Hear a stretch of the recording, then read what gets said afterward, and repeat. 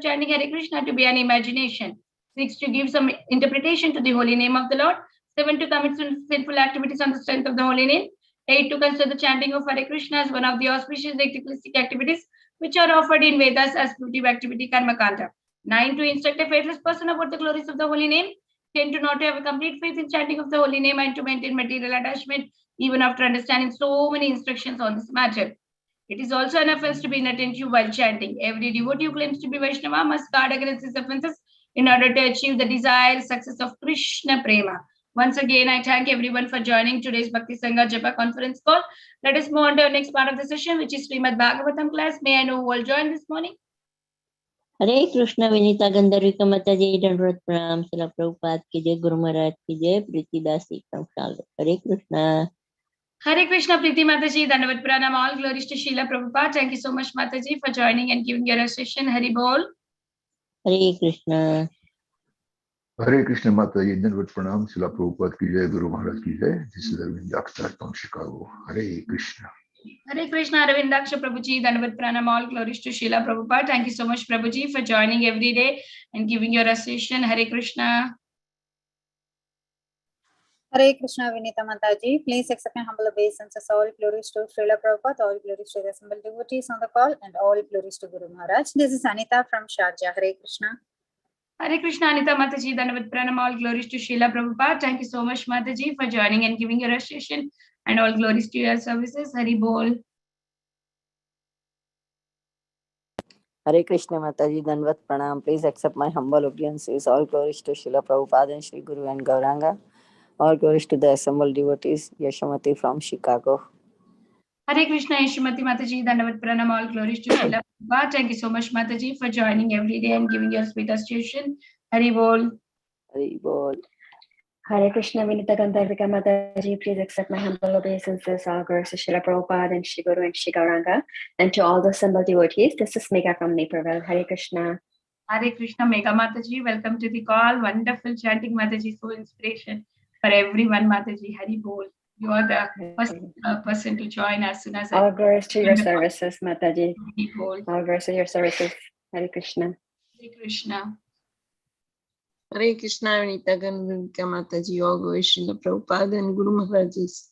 My humble obeisances to you and all the devotees. This is Krishna Kumari Devidasi from Ranga. Hare Krishna, Krishna Kumari Mataji, Dandavat Pranam, all glories to Srila Prabhupada. Thank you so much, Mataji, for joining every day and giving your sweet association. Hare Krishna. Hare Krishna, is there anybody who would like to introduce themselves? Hare Krishna, Vinita Gandharvi Mataji, Dandavat Pranam to you and all Vaishnava. Shri Prabhupada, Srila Gurudev ki jai, Vrinda. Hare Krishna, Vrinda Gopika Mataji, Dandavat Pranam, all glories to Srila Prabhupada. Thank you so much, Mataji, for joining every day and giving your sweet association and wonderful chanting, Mataji. Hari Bol.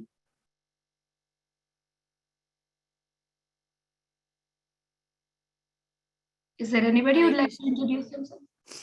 Hare Krishna, Vinita Gandharvika Mataji, please accept my humble obeisances. All glories to Srila Prabhupada and all the assembled devotees. This is Indulekha Karuna Devi Dasi from Lincoln. Hare Krishna. Hare Krishna, Indulekha Karuna Mataji, Dandavat Pranam, all glories to Srila Prabhupada. Thank you so much, Mataji, for joining and giving your sweet association. And what happened to your voice, Mataji? Hope you are fine. Hare Krishna, is there anybody who would like to introduce themselves?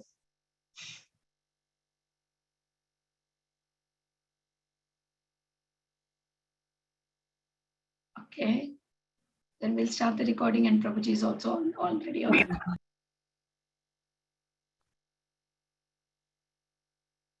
Hare Krishna, everyone. Welcome to Bhakti Sangha Japa conference call. Today we are very fortunate to have His Grace Balaram Shakti Prabhu to enlighten us on the topic of Srimad Bhagavatam 5th canto 22 chapter verse number 8. Hare Krishna, Prabhuji, please accept my humble obeisances. All glories to Srila Prabhupada. Thank you so much, Prabhuji, for joining and giving your valuable time and association this morning. Before I hand over the call to you, I would like to request Raj Prabhu to give a brief introduction about Prabhuji. Raj Prabhu, over to you and welcome to the call, Raj Prabhu. Hare Krishna Mataji, Dandavat Pranam to you and all the assembled devotees. All glories to Srila Prabhupada, Shri Guru and Gauranga. Hare Krishna, Balaram Shakti Prabhu, Dandavat Pranam to you. It's a brief introduction for Prabhuji. Balaram Shakti Prabhuji He is a brahmachari devotee connected to ISKCON Chopati. He completed his BE in metallurgical engineering from NIT Tiruchirappalli in 2002. Thereafter, Prabhu joined Pennsylvania State University and graduated with a PhD in material science in 2007.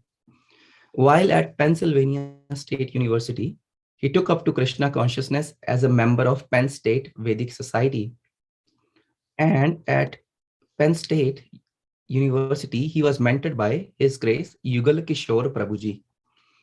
After he moved back to India, he chose to become a full-time monk at Radha Gopinath Mandir.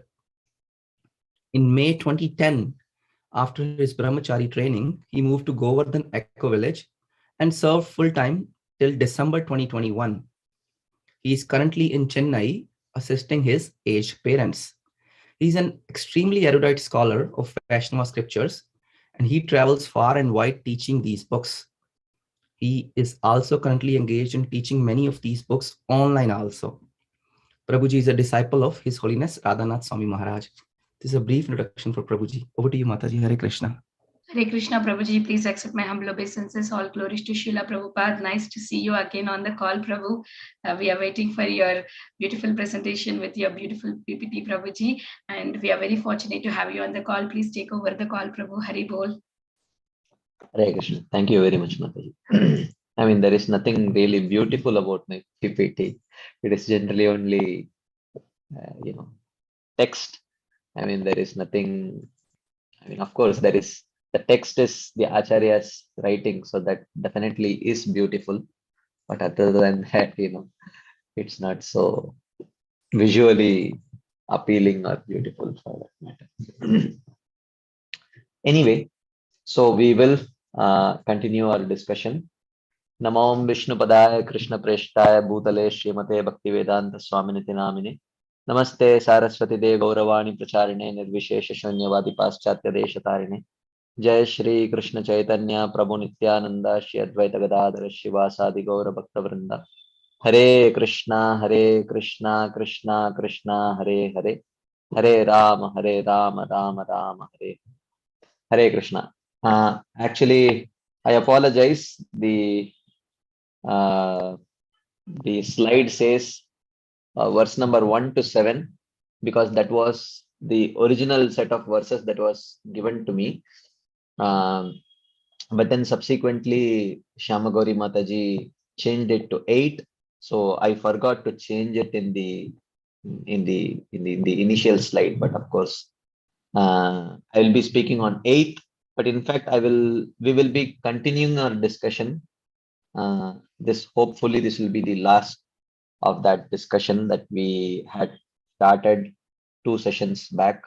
I hope devotees remember what we were discussing about. I'll do a very quick recap of that also.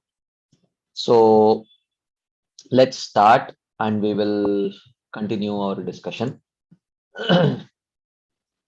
So we are in the 5th canto, 22nd chapter, 8th verse, which is still discussing about Vedic cosmology. So I will read the verse translation and then the purport, and then we'll see what we can learn.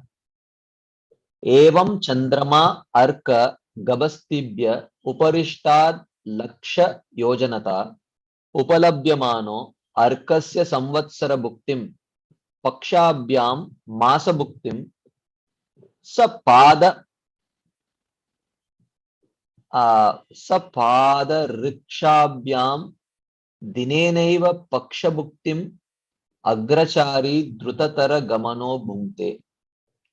So prose verse.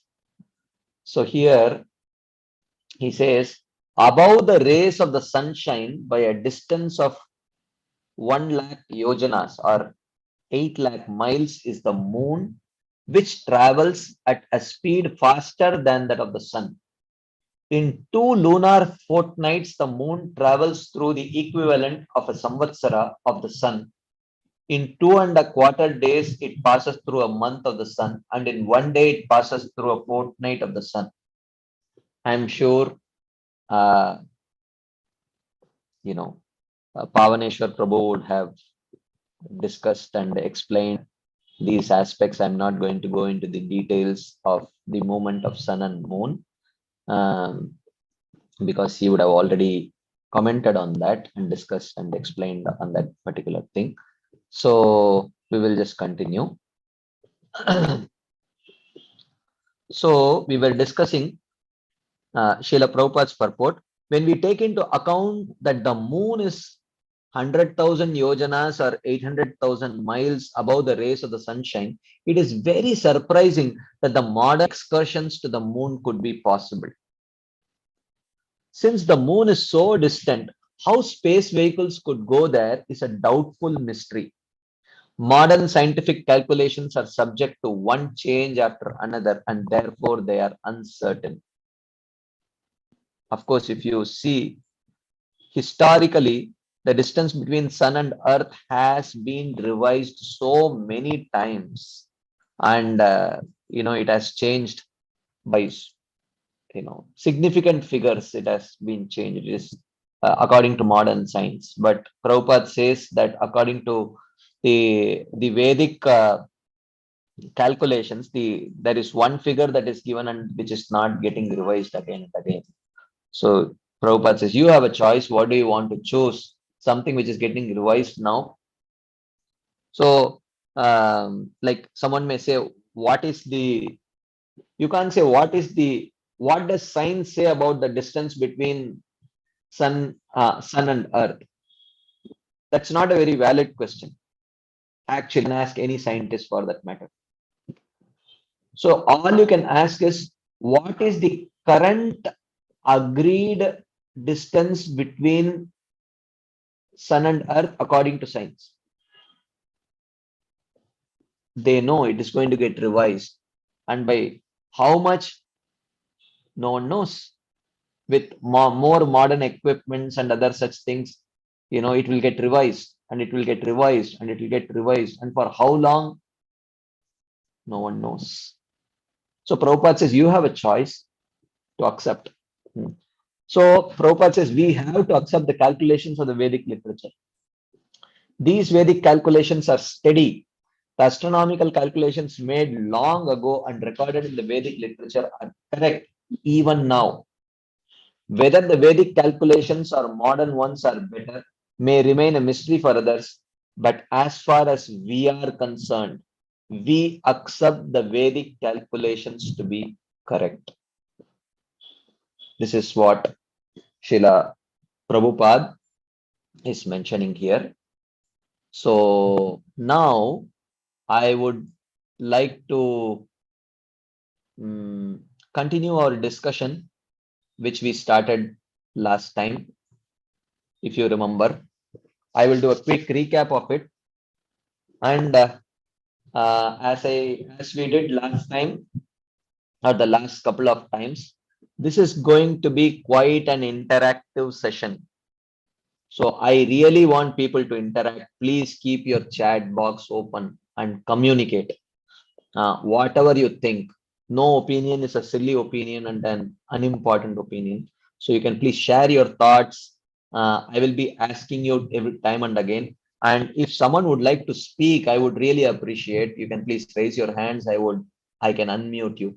So we may not have the official Q&A sessions towards the end. I'm not sure if you would have time for that, but I'm going to pause every now and then to take some discussion points and questions. So when I pause, so please do share your thoughts, share your comments, ask questions, either in the chat box or raise your hands and verbally ask. It would be really helpful for others.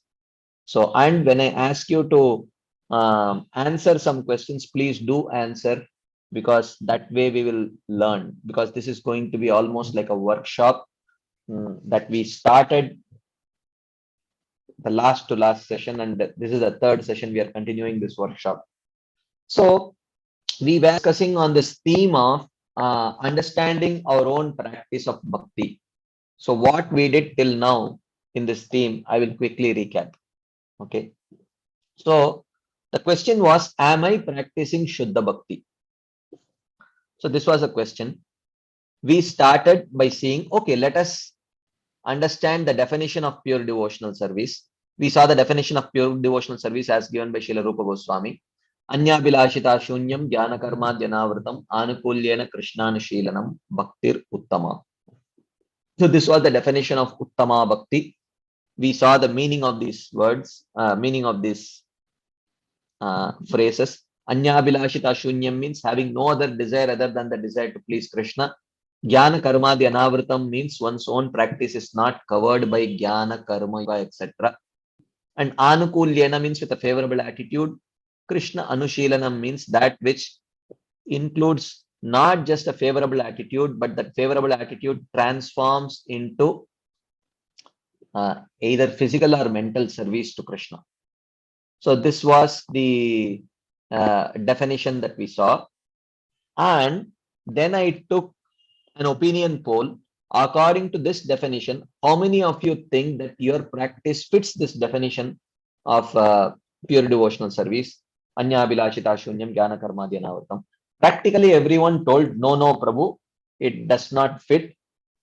Then when I asked which aspect of it, most of you shared that our practice is not anya bilashita shunyam. We do have desires while practicing devotional service. So then the question was, if your practice is not pure, if it is not pure devotional service, then is it mixed devotional service? So for that, we need to know the definition of mixed devotional service. So we saw the definition of mixed devotional service from Srila Kapila Dev's teachings in the 3rd canto, 29th chapter of Srimad Bhagavatam.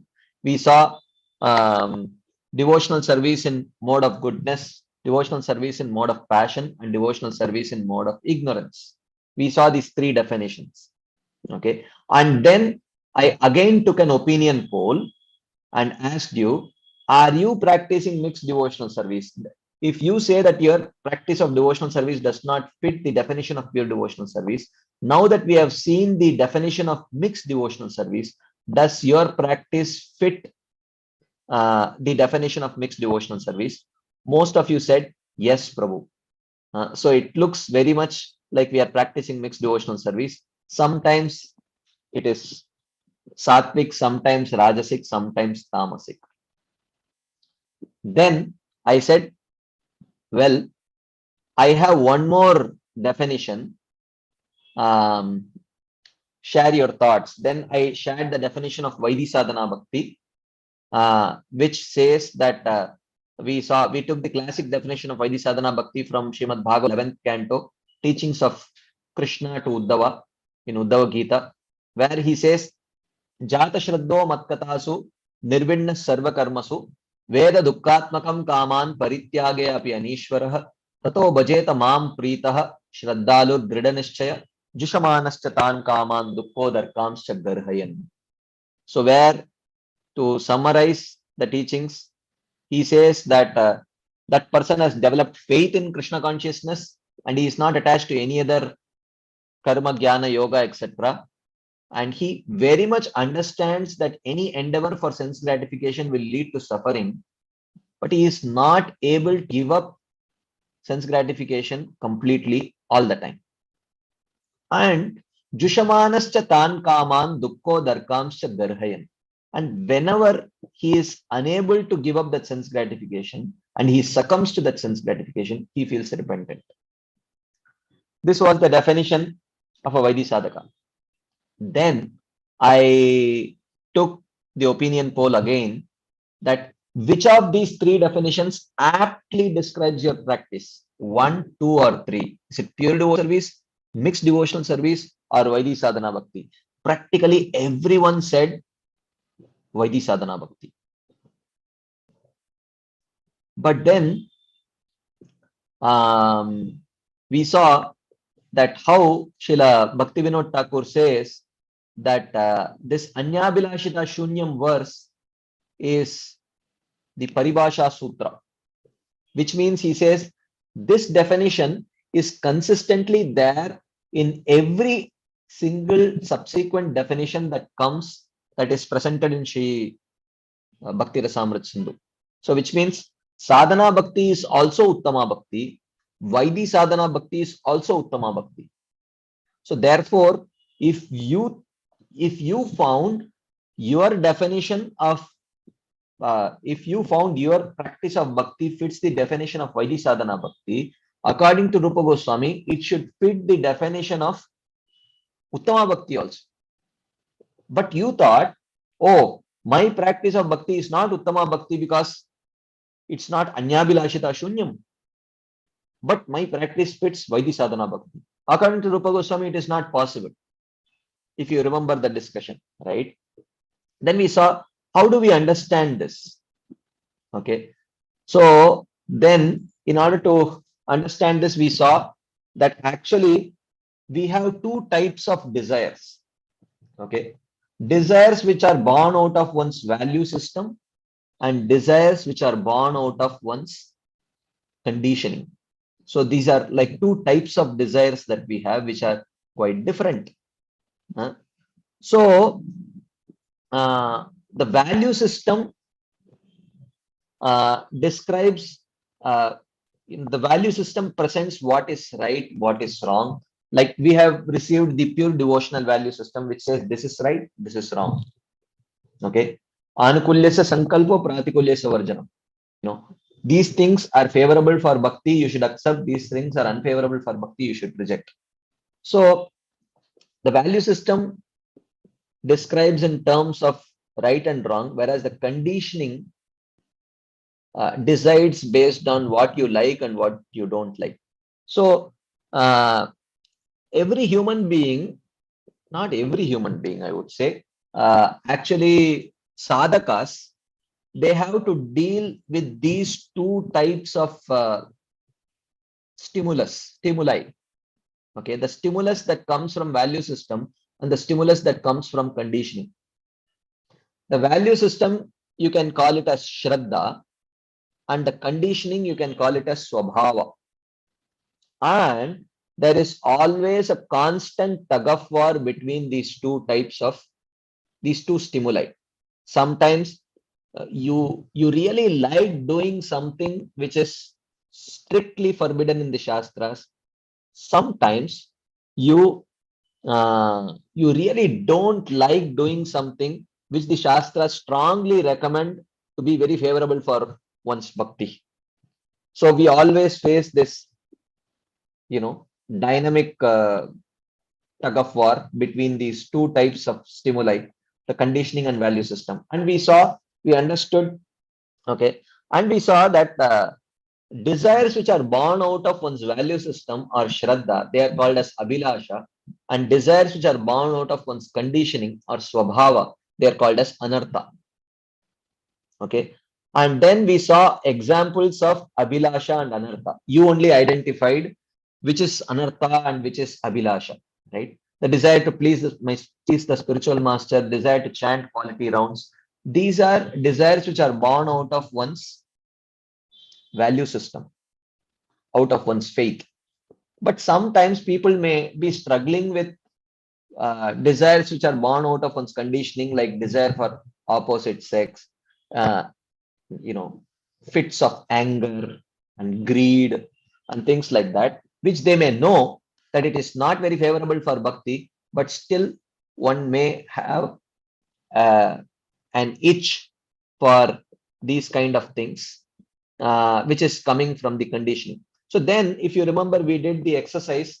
I asked you to close your eyes and I gave you two bins, the Abhilasha bin and the Anartha bin. And I asked you to segregate your desires into Abhilasha and Anartha and put it in the appropriate bins, right? And then I asked you to keep your Abhilasha bin and return and give me your Anartha bin. Okay. And then we did this exercise of now tell me, is your practice of bhakti anyabhilasha shunyam? And practically all of you agreed, yes, yes, yes, yes, it is anyabhilashita shunyam. So why did we initially think that my practice of bhakti is not anyabhilashita shunyam? Because we were mixing these two types of desires. We were mixing anarthas and abhilashas, and we were thinking that they were one and the same, but in reality they are different. right? So, so then we try to understand, but then why is it that when I saw the definitions of Vaidhi Bhakti, and I found that, okay, my practice fits this. And when I saw the definition of mixed devotional service also, why did I find that I am practicing mixed devotional service?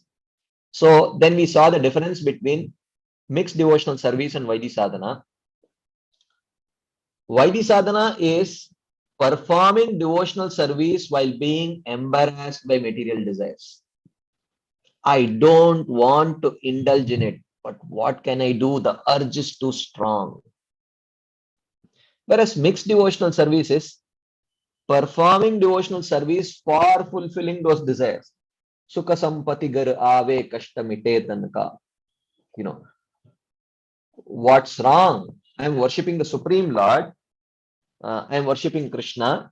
I know he is the Lord of this whole universe.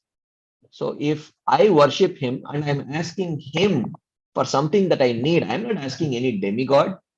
So what is wrong? I want some fame. I'm asking Krishna. He is the one who can give, right? So what is wrong in that? That is mixed devotional service. While a Vaidhi sadhaka is struggling with his desire for fame, while he knows that this is not pure devotional service, he knows that one day I have to give up this itch, but I am not able to give it up right now. He understands that, right?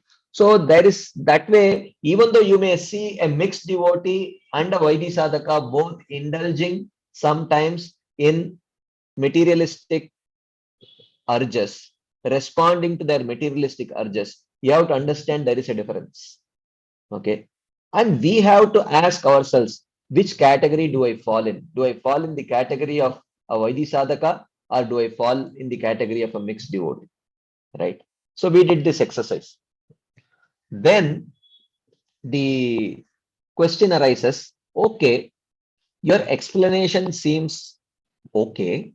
Is there any Shastric proof for this? For this, you are talking about this tug of war between the Shraddha and Swabhava, this dynamic relationship that exists between them. Is there any Shastric proof for this? So we did see some proofs. We saw some evidences from the Bhagavad Gita, where Krishna says, Sadrisham cheshtate swasya prakrite jnanavanapi prakritim yanti bhutani nigraha kim karishyati. So where Krishna says, oh no, it's very difficult to suppress one's conditioning. The swabhava is very strong and it's very difficult to suppress it. But in the very next verse, he says, likes and dislikes are firmly fixed in all the sense objects, but one should not come under their control, their obstacles. So we understood that Krishna is indicating that, look, the urge to respond to your likes is very strong, but this is not good. You should rather ask the Shastras, what is the right thing for me to do? So Krishna is telling here, subdue. So the suggestion that Krishna is giving here in this verse is, he says, subdue your conditioning by acting according to your value system. Subdue your conditioning by acting according to your value system. Strengthen your faith. Strengthen your Shastric faith. When your Shastric faith becomes stronger, then you will be able to pull. Then the Shraddha can win the tug of war. That's what he's indicating in this verse. And we try to understand based on this, what is the meaning of free will, right? So free will does not mean when I like something and I do it, that I'm not exercising my free will. Free will means, because that is not the will of the jiva, that is the that is the urge of the conditioning. we are responding to the itch of the conditioning. We are responding to the itch of the three modes. That is not the desire of the jiva. That is not the will of the jiva. Okay. But when we are responding according to the edicts of the scriptures, which say this is right, do it, this is not right, refrain from doing it. When we make our choice based on that, that is exercising our free will. We understood that. Okay. So anyway, and then we also saw the example from the 3rd chapter of Bhagavad Gita where Krishna says, oh Arjuna, what is it that is pushing me to perform these sinful activities even though I don't want to do it? That Arjuna not wanting to do it, that is coming from his value system. And then he is addressing that activity as papam. This is sinful. So whether something is a sin or a pious activity, that understanding has come from his Shastric understanding. That is his value system. But still, he is unable to refrain from indulging in it. That push is coming from the conditioning, which Krishna calls as kama. Kamayesha krodayesha rajoguna samudbhavan. Mahashano mahapapma vidyena miha vairinam, as Krishna says. Right? So, this is another example that we saw. The third example that we saw was the Chatushloki, the 3rd and 4th Chatushloki, where Krishna says, Tesham satata yuktanam vajatam priti purvakam dadami buddhi yogam tam yenamam upayantite. Krishna says, I give intelligence to those who are satata yuktanam, who constantly desire to be with me, vajatam priti purvakam, who worship me with great love. I give them the intelligence by which they can attain my direct association, Krishna says. Right? So these are people who constantly desire to be with Krishna and they worship Krishna with great love. But in the very next verse, Krishna says, Tesham eva anukampartam aham agyanajam tamaha nashayami. Jnanadipen. He says, to show favor to them, I extinguish the darkness born of ignorance which is there in heart. Now, where does this darkness born of ignorance, where does this darkness born of ignorance appear in people who are constantly desiring to be with Krishna and worship Krishna with great love? Is it possible? And we saw Srila Baldev Bhushan's explanation of this. He says, for those who cannot maintain their lives without me. So this is the first thing. So such people cannot maintain their lives without Krishna. And he calls them for my unalloyed devotees alone. Okay, they are unalloyed devotees. So he says, I reveal in the Atma my dazzling form and qualities and destroy darkness in the form of desires for objects other than myself. So Krishna says, I destroy the darkness for desires, darkness in the form of desires for others other than Krishna. So now the question is, if such a person has desires for objects other than Krishna, then how is he an unalloyed devotee? How can such a person who has desire for objects other than Krishna, how can he maintain his, how is it that he cannot maintain his life without Krishna? Right? So we understood that what is unalloyed is the faith. The faith of the devotee is unalloyed, but the desire for objects other than Krishna, that is there in his swabhava or his conditioning. So one can have pure faith but contaminated swabhava. So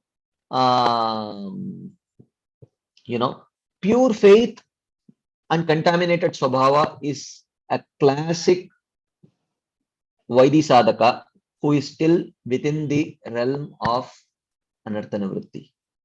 For whom anartha nivritti is not accomplished, he will always have this problem.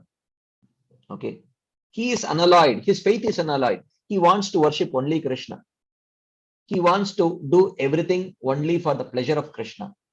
But at the same time, the baggage that he is carrying, It is like a person carrying or hiking up a mountain, carrying a 50-kilogram backpack. Okay. While he clearly wants to climb up the mountain, the weight of that baggage will keep pulling him down sometimes. Right. So that is there. So therefore he is unalloyed. At the same time, within his bag are desires for objects other than Krishna. So we need to learn to separate our conditioning from our inner self, faith. And similarly, we should do it for others also. When someone is acting inappropriately, he may not be responding to his conviction. He may be responding to his conditioning. How do we know what he is responding to? Because I will just make this one point and I will pause, because with this we are ending our recap and then we are going to start today's session, right? So what we see as action, okay, when a person is performing an action, that action is a vector sum of two vectors. One is the value system vector,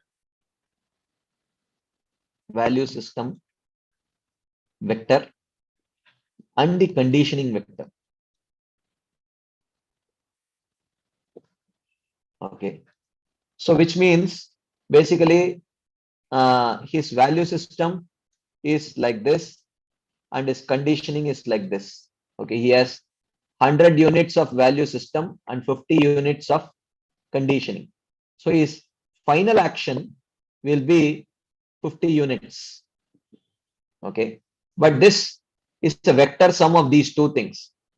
Sometimes it may happen that he has 50 units of Shraddha or value system and 100 units of conditioning. So in the end, if he has action, he may end up doing an action which is absolutely not recommended in Shastras. So therefore, that does not mean he does not believe in Bhakti.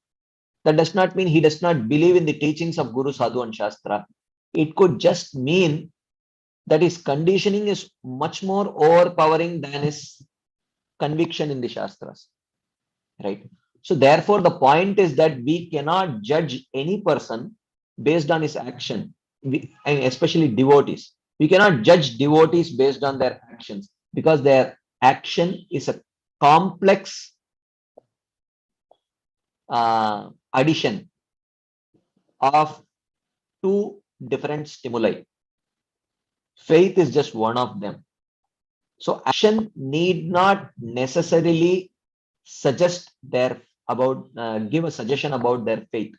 That is the point that we are discussing here.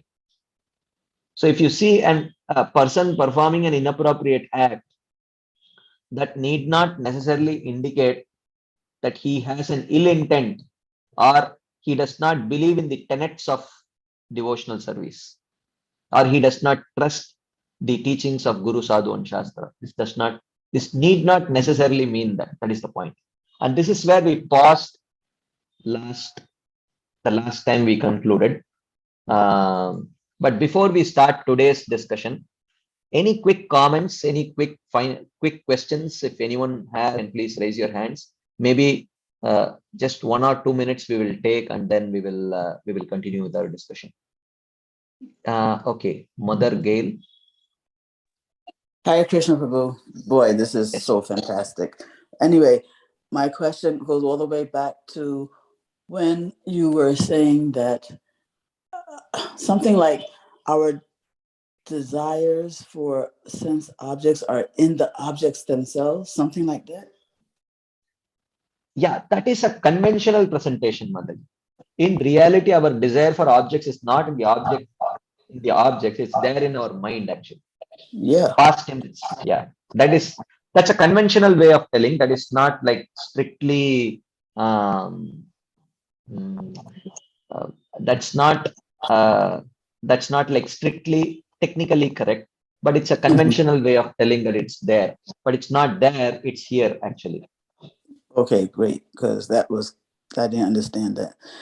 Okay, and just another very quick thing, last thing is, when you were trying to illustrate that this tug of war exists between our Shraddha and our Swabhava, our values and our Swabhava, you were showing that those things, that tug of war exists, is illustrated in the Gita. And you gave 3 examples. And I think the first one might have been coming from the 6th chapter of the Gita. And I didn't quite catch that first example. First one is also third chapter. Third chapter. Okay, then maybe it's the second one, because I second one is the very next. This is the subsequent verses, 3.33, 3.34. These are the first set of examples that we gave. Then the second example was again 3rd chapter only. Arjuna is telling, what is it that is impelling me to act inappropriately? Yeah. Okay, no, not that one. The one where you included this Abhilashita, not Abhilashita. Oh my God, when the mind is stronger than the wind, maybe. Yeah, the mind is stronger. When Arjuna was saying the mind is harder to control than the wind. Oh, yeah. We didn't quote that verse, but that verse is there in 6th chapter. But we didn't quote that verse. So you didn't quote that verse during that when you were explaining the 3 ways in which this thing is present in the Gita? No? You mean last time or this time, Madhu? This time. Today? No. Okay, all right. I just have to try and find it again in the recording. But thank you so much, Prabhu. Thank you. Sundari Gopi Mataji. Hare Krishna Prabhuji, I just wanted to know about this value system. Sorry, I did not attend your first class, so I'm a little understanding still what's happening. So this value system, is it that comes from our birth or after we join Krishna consciousness? What is it? Yeah, after we take up to Krishna consciousness. The tenets of the teachings of Bhakti define, what is right, what is wrong. Yeah. Okay. So you mean the Shastras that we read or whatever we get it from devotees and from Guru Maharaj and all that. Okay, perfect. Thank you, Prabhuji. Hare Krishna. Anuradha Mataji. Hare Krishna Prabhuji, Dandavat Pranam. Thank you so much, Prabhuji. My question is, Prabhu, we have this Sat Ripus, the 6 enemies of ours, lust, greed, anger, pride, etc. And also we have Anarthas. How are they connected, Prabhu? Is it Anarthas coming out of the... Same thing? Yeah. When I say Anarthas, I'm talking about the Ripus, the enemies. Lust, anger, envy, greed, illusion. So we have 6 Anarthas on a gross level, is it, in that case? You can, if you choose to, bifurcate in that way, you can have 6. But there are many ways in which you can define Anarthas. More or less you can say 6. Yeah, you can say 6 broad. Okay, wonderful, Prabhu. Thank you so much. Hare Krishna. Hare Krishna. Okay. There is one thing in the chat box. How do we understand Krishna speaks Esham to Antagatam Papam? He speaks only those who clear the sinful reactions can practice my bhakti in a determined way. But we saw those who are doing sin also may practice bhakti. Does this mean they cannot practice it in a determined way? If they do sin, aren't they moving away from bhakti and becoming weak in their bhakti? Well, we have to see very beautiful point that was brought. I don't know how many of you understood. Krishna in his Bhagavad Gita, I'm just trying to utilize the space in a nice way. So in 7.28, Krishna speaks this verse, Yesham tu antagatam papam. I will write that verse. This will help us understand. Tu antagatam papam janam punyakarmanam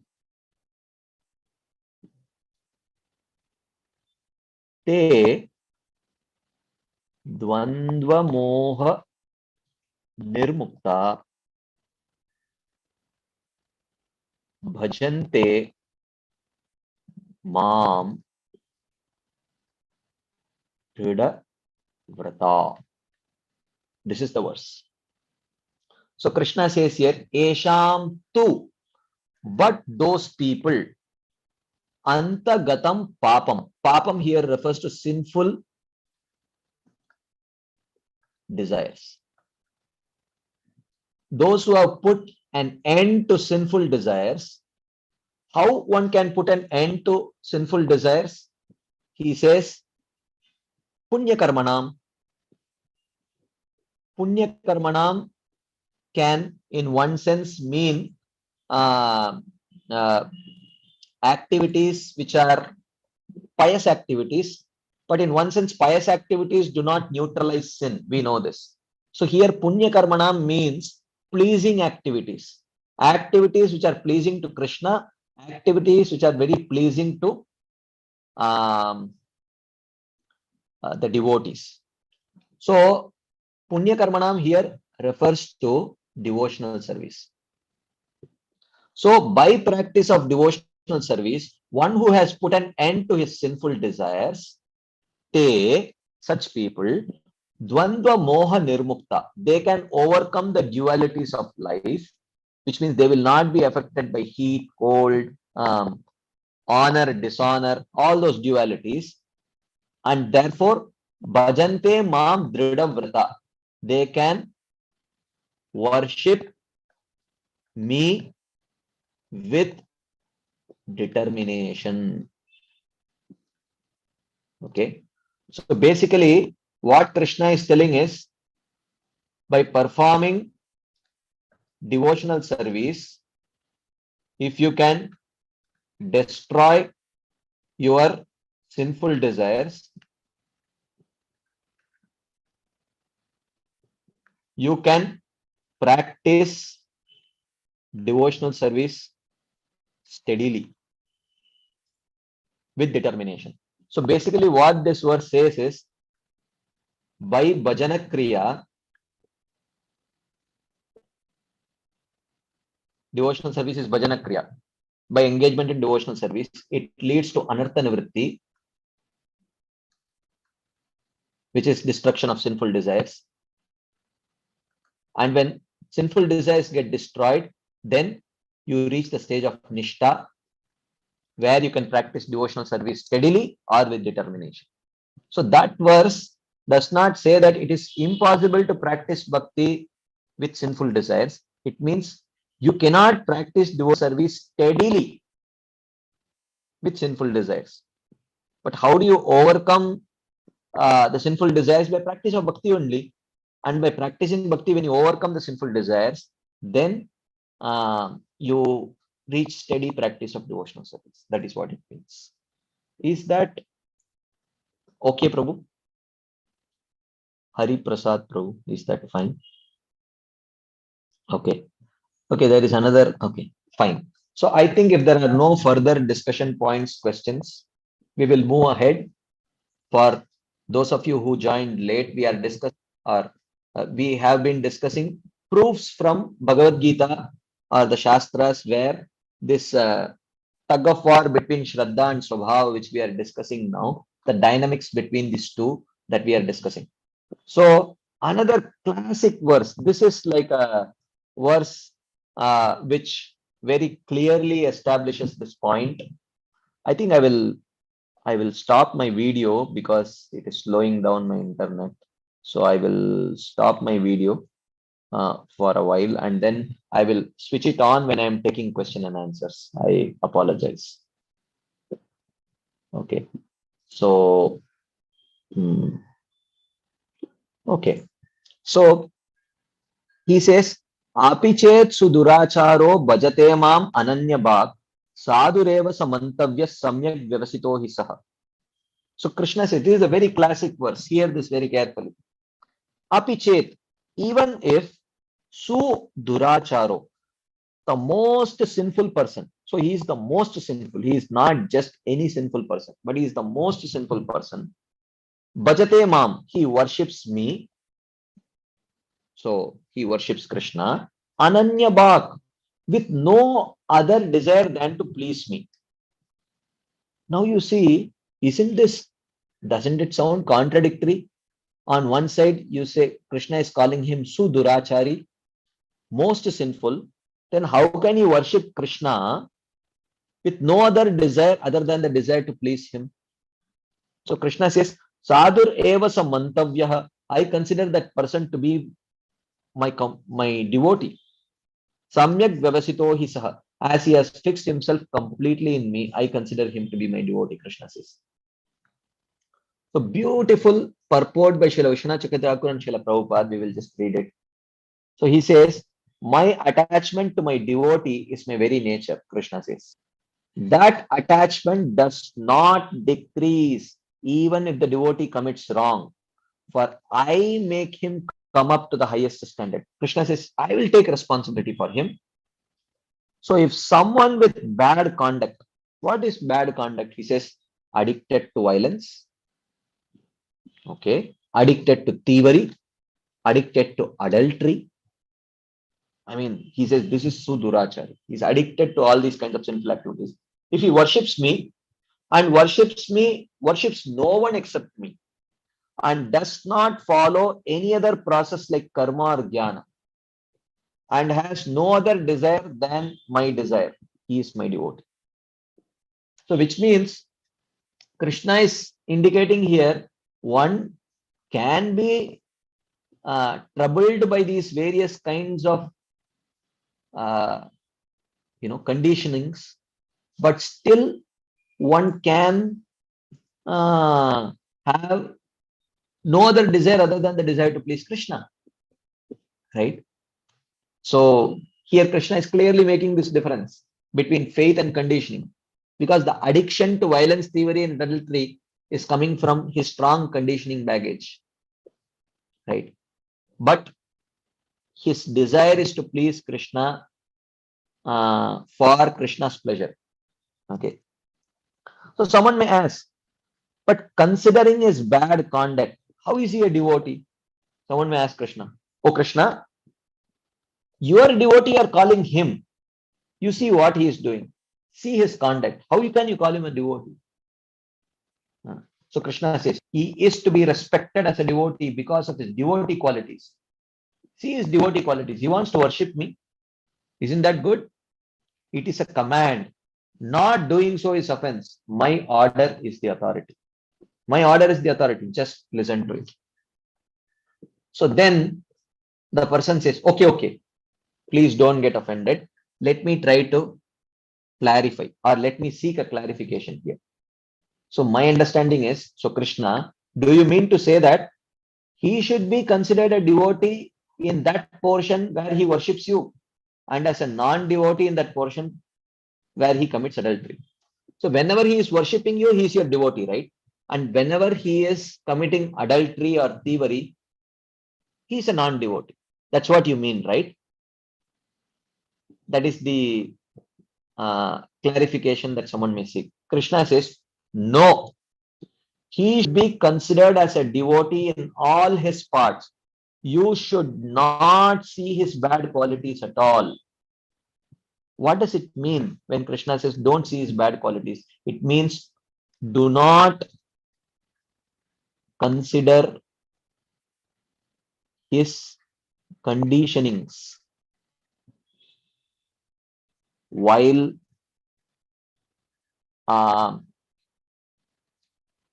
do not consider his conditionings while judging him. See his faith, right? That's what he is indicating. No, he should be considered as a devotee in all his parts. You should not see his bad qualities at all. He is completely convinced. So what does it mean? He makes a splendid resolution. I will go to hell for my sinful actions which are hard to give up, but I will not give up dedicated worship of Krishna. Whatever happens, I will not give up my dedicated worship of Krishna. So this is apichet suduracharo bhajate mam ananyabhak sadureva samantavya samyak vyavasito hi saha. Right.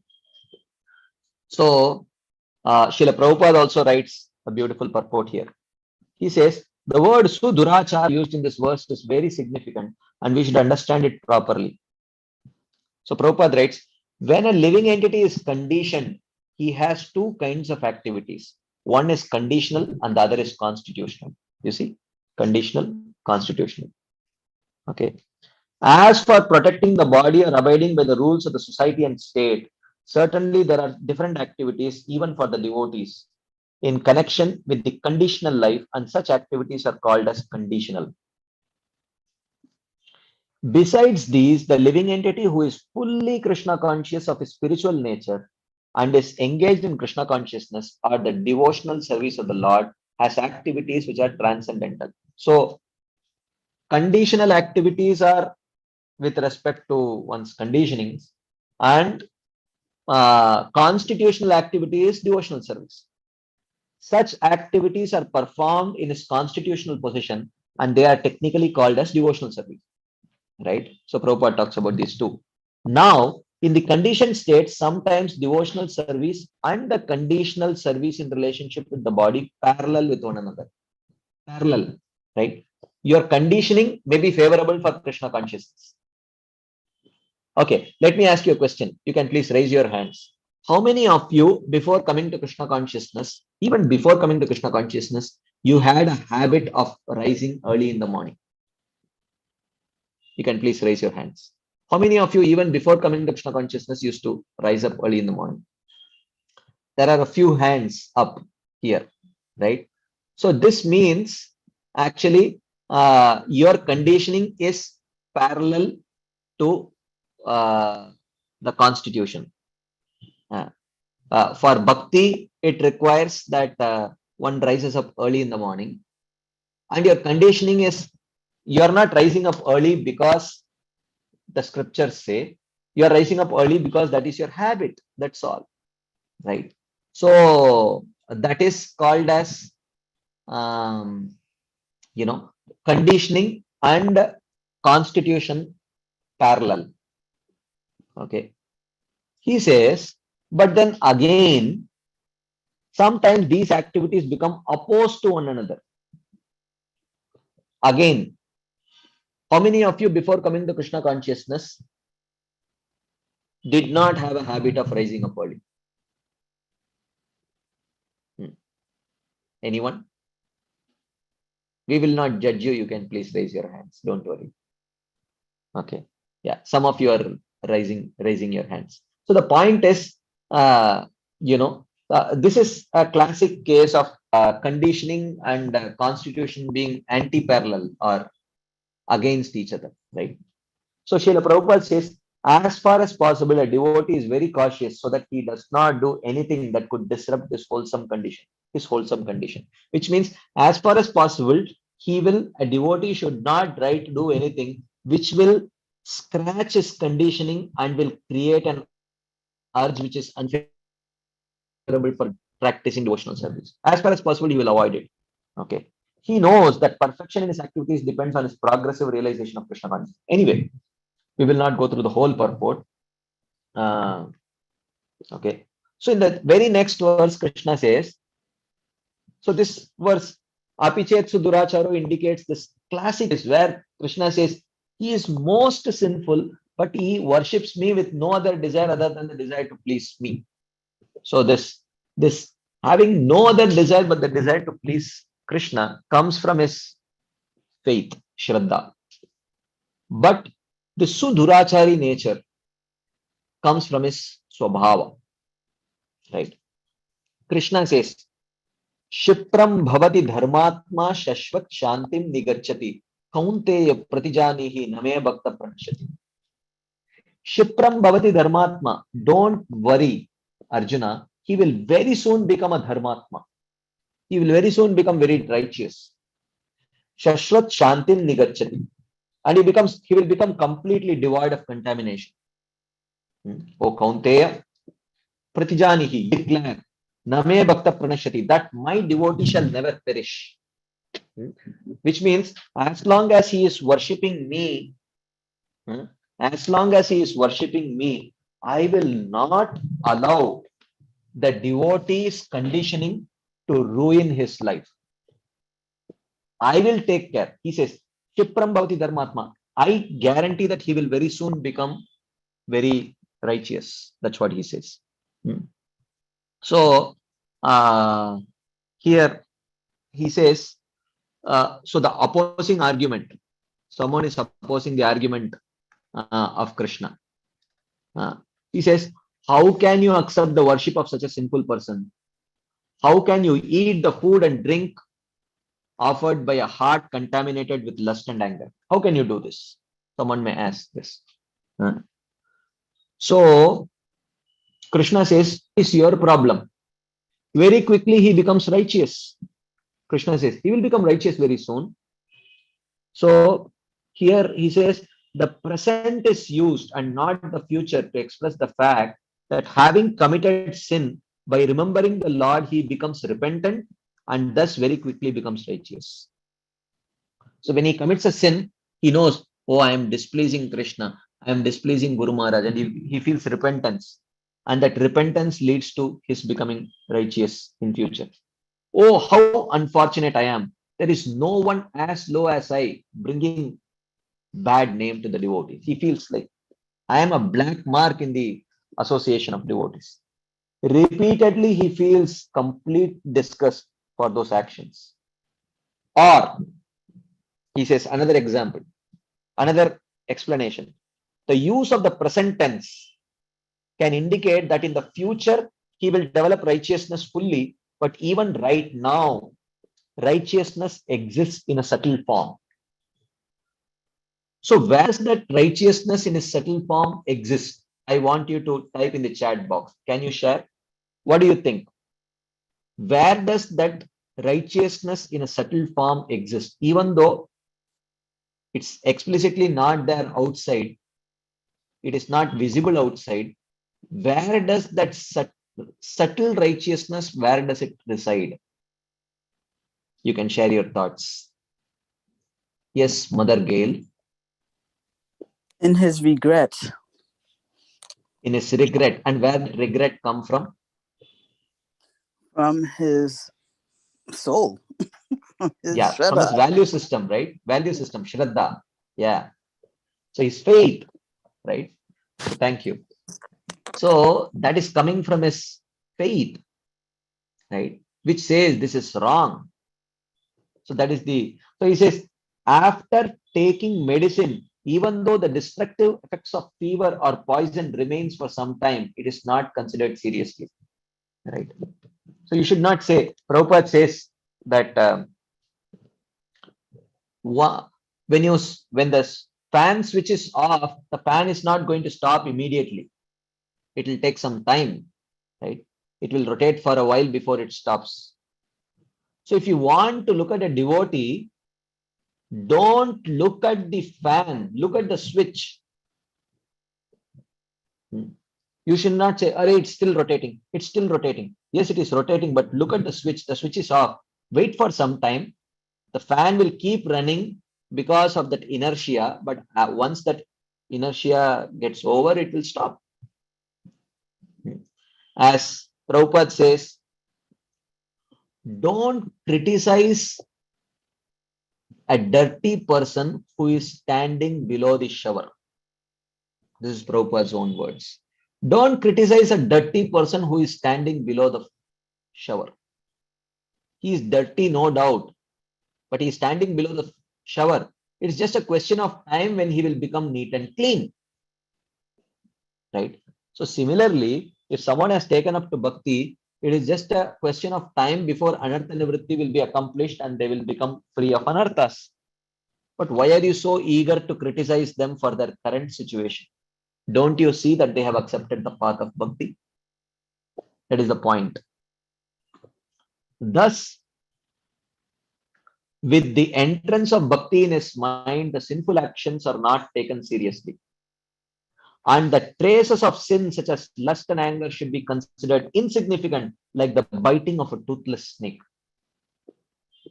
Okay, so I will share one example.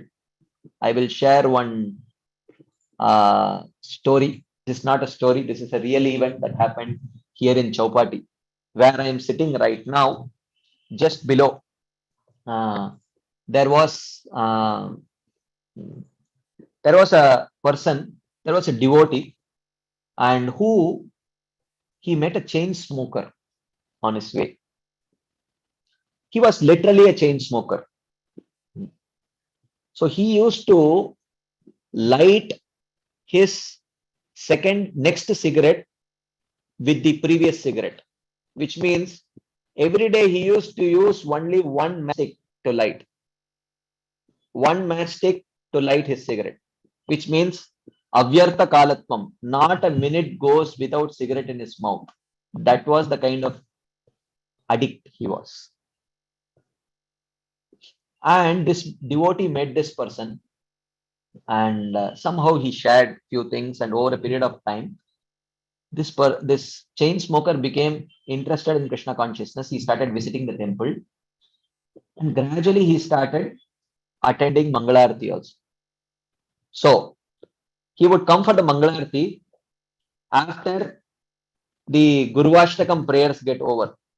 After Yasya Prasadat Bhagavat Prasado, he would just run down. Of course, if you have seen Radha Gopinath temple, it's in the first floor. So he would run down, go outside the gate and smoke one cigarette. And then wash his hands and mouth, come back again. By the time Narsingarti starts, he will be there. Then Narsingarti, Tulsi Arti, then after he circumambulates Tulsi Marani, he would run down, smoke one cigarette, wash his hands and mouth, come back. By the when Sikshashtakam gets over, by the time it's ready for chanting, he would sit and chant. And after every 4 rounds, he would go down, smoke one cigarette, wash his hands and mouth, and come back. Like that. For a few days, this was happening, and few people started observing it. One person had the guts to say, I mean, something is wrong here. Why is he going down again? So one day he followed this person. He went down, he went outside the gate, and outside the gate, he went to a very dark corner. He was wondering, what is he doing? So he went, and when he was going close, he started smelling cigarette. And then he saw that he had cigarette in his mouth. And he thought, you rascal. Huh? All the while I was thinking that we all were thinking that you are such a sincere devotee, that you are cheating everyone by coming and secretly doing all these nefarious activities. I will catch you red-handed and red mouth with cigarette in your mouth. So he went and caught the collar of that person. And then he turned. And then when he looked close, he realized that this person had cigarette in his mouth and tears in his eyes. He was crying and smoking. And when the devotee caught him, he fell at the feet of the devotee and he said, Prabhu, please don't stop me from coming to temple. I was such a hopeless addict of this habit, of this smoking. But after taking up the Krishna consciousness, slowly I am getting some strength to give this up. Yes, I am smoking, I don't deny that, but I am having hope that I will give it up. Give me some time. Please don't stop me from attending the morning program. Trust me, I will work on this, but please don't stop me.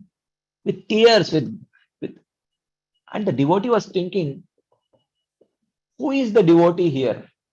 I don't have this kind of eagerness. If someone catches hold of my collar and speaks to me this way, I will never visit this temple. But this person is begging me to allow him to attend Mangalarti, and he is wondering, what is this? What am I supposed to conclude? On one hand, he is smoking like that. And then over a period of time, this person within a few months gave up smoking completely. Not only did he give up smoking completely, over a period of time, he got initiated. Not only that, seeing him, his family members got initiated. And now he is one of the very powerful preachers, and he preaches and he transforms many of those addicts also, right? So the point is, Krishna says, Shipram bhavati dharmatma shashvat shantim nigacchati. Kaunteya pratijani name bhakta pranashati. I'll tell you another story. And this is a story which Srila Bhaktivinoda Thakur narrates. I mean, he does not narrate. He had shared this with Bhaktisiddhanta Thakur, and Bhaktisiddhanta Thakur narrated it to his disciples. Once Bhaktivinoda Thakur had a dream. Bhaktivinoda Thakur had a dream, and that dream, he was in Yamaloka, of all the places. And there was a meeting between Yamaraj, Narada Muni, and Lord Shiva. I think it was Lord Shiva. These three were sitting and they were discussing something. And what were they discussing? They were discussing this verse. Shipram bhavati dharmatma shashvat shantim nigacchati. Kaunteya pratijanihi name bhakta pranashyati. This is the verse. They were discussing. And they had a problem with this verse. Krishna says, in the previous verse, he says, Bhajate Mam. This person worships me. And then he says, he will become dharmik, dharmatma. So, Narada Muni is asking, how can you say this? Krishna, beginning of 9th chapter says, Rajavidya Rajaguhyam Pavitram Midamuttamam Pratyaksha Dharmyam. He calls bhakti as dharma. So one who practices bhakti is already dharmatma. So why does Krishna says he will become dharmatma? So I don't understand this. So Lord Shiva said, well, this is difficult. Only a Vaishnava can answer this question. And then they were wondering, where will we find a Vaishnava? And then in a distance, they saw Bhaktivinoda Thakur walking with his 12 tilaks very shining brightly. They said, oh, that is a Vaishnava. Let's go and ask him. So they called Bhaktivinoda Thakur and they asked, oh Mahashai, can you please explain? How is it? Krishna says, bhakti is dharma. So one who is practicing bhakti is a dharmatma. But here he says, after practicing bhakti, one becomes a dharmatma. How would you explain this? Bhaktivinoda Thakur says, very simple. Krishna says, what is the previous verse? Apichet suduracharo bhajate mam ananya bhat sadhureva samantavya samyak vyavasito hi saha. He says that even if one is a durachari, if he is worshipping me exclusively, you should consider him to be a sadhu. He says, whoever considers such a durachari devotee to be a sadhu, he will very soon become a dharmatma. That is what Krishna is explaining. This is the insight that Bhaktivinoda Thakur offered.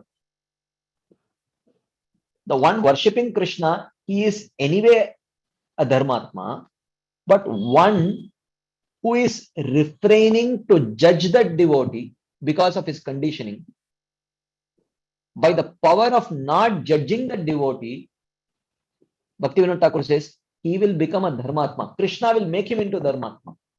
Because you refuse to judge someone who is very dear to Krishna. Krishna becomes very pleased.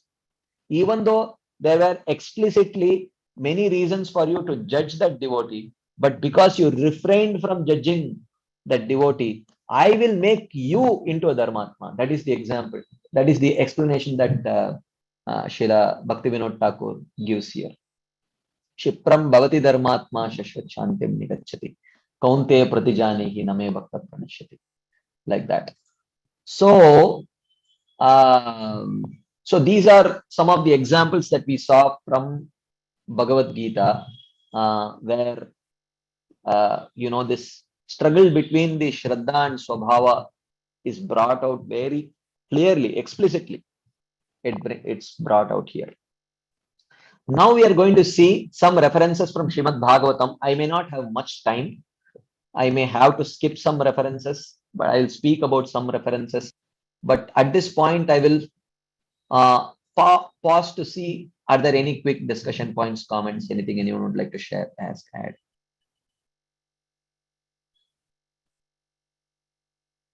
Anything? Okay, if there is none, then we will continue our discussion. Okay, there is one hand up. Lalitangi Radha Mataji.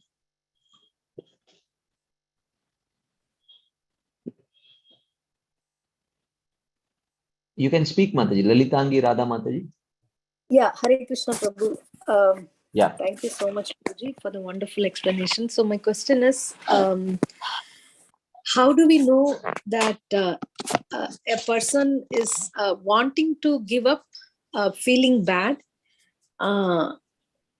because of he's wanting to give up and feeling bad, but he's not able to, and he's continuing his apparently contradictory activities. And a person who doesn't want to give up, but thinking that it is okay to be like this and continuing to do that. Actually, for that, you have to earn that person's trust. That is the only way. If you invest in establishing a relationship with that person, and that person feels you very trustworthy, and he or she becomes very confident and comfortable to open up their heart and share their struggles, only then can be sure. Otherwise, we can be sure about ourselves. We cannot be sure about anyone else. Yeah, thank you, Prabhu. That makes sense. And one more thing is, like the gross conditionings and big thing like meat eating and others, people would leave. But the subtle things, when it comes, I mean, I came across one person who was very, like as you say, very, very much fond of eating meat, but gave it up like nothing. But he's not able to give up drinking tea. Okay. So for years together now. So how, I mean, I'm not able to help him because I'm not able to understand how to help and what is lacking there. You can pray for him.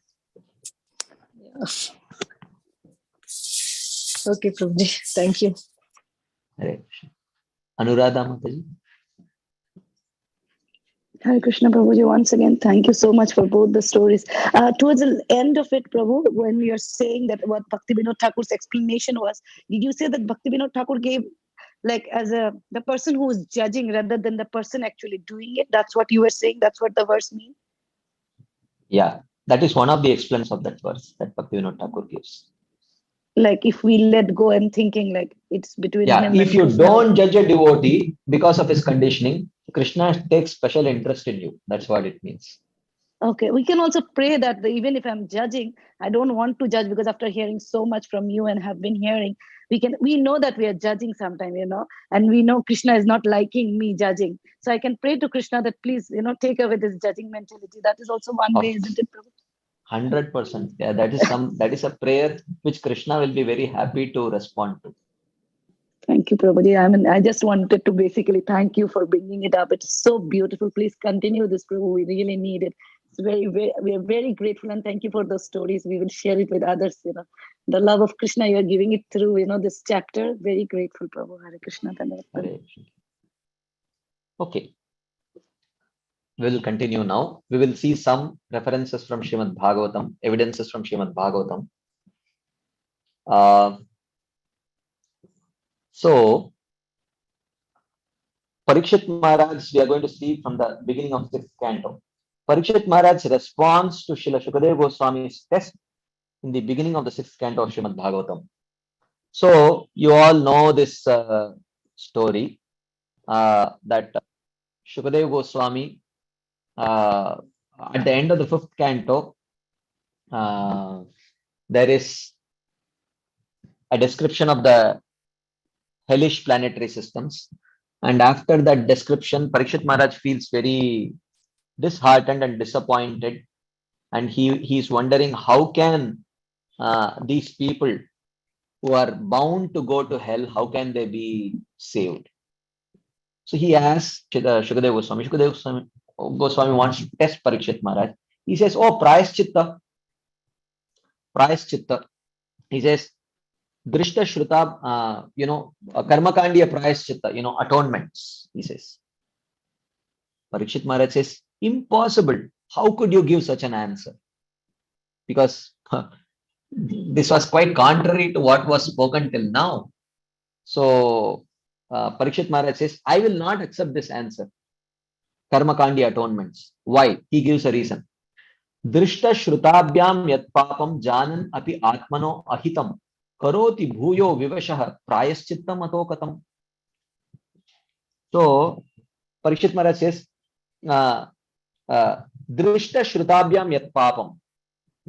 So even though the Jiva knows that simple acts are detrimental, and Atmano Ahitam, it is not favorable for me.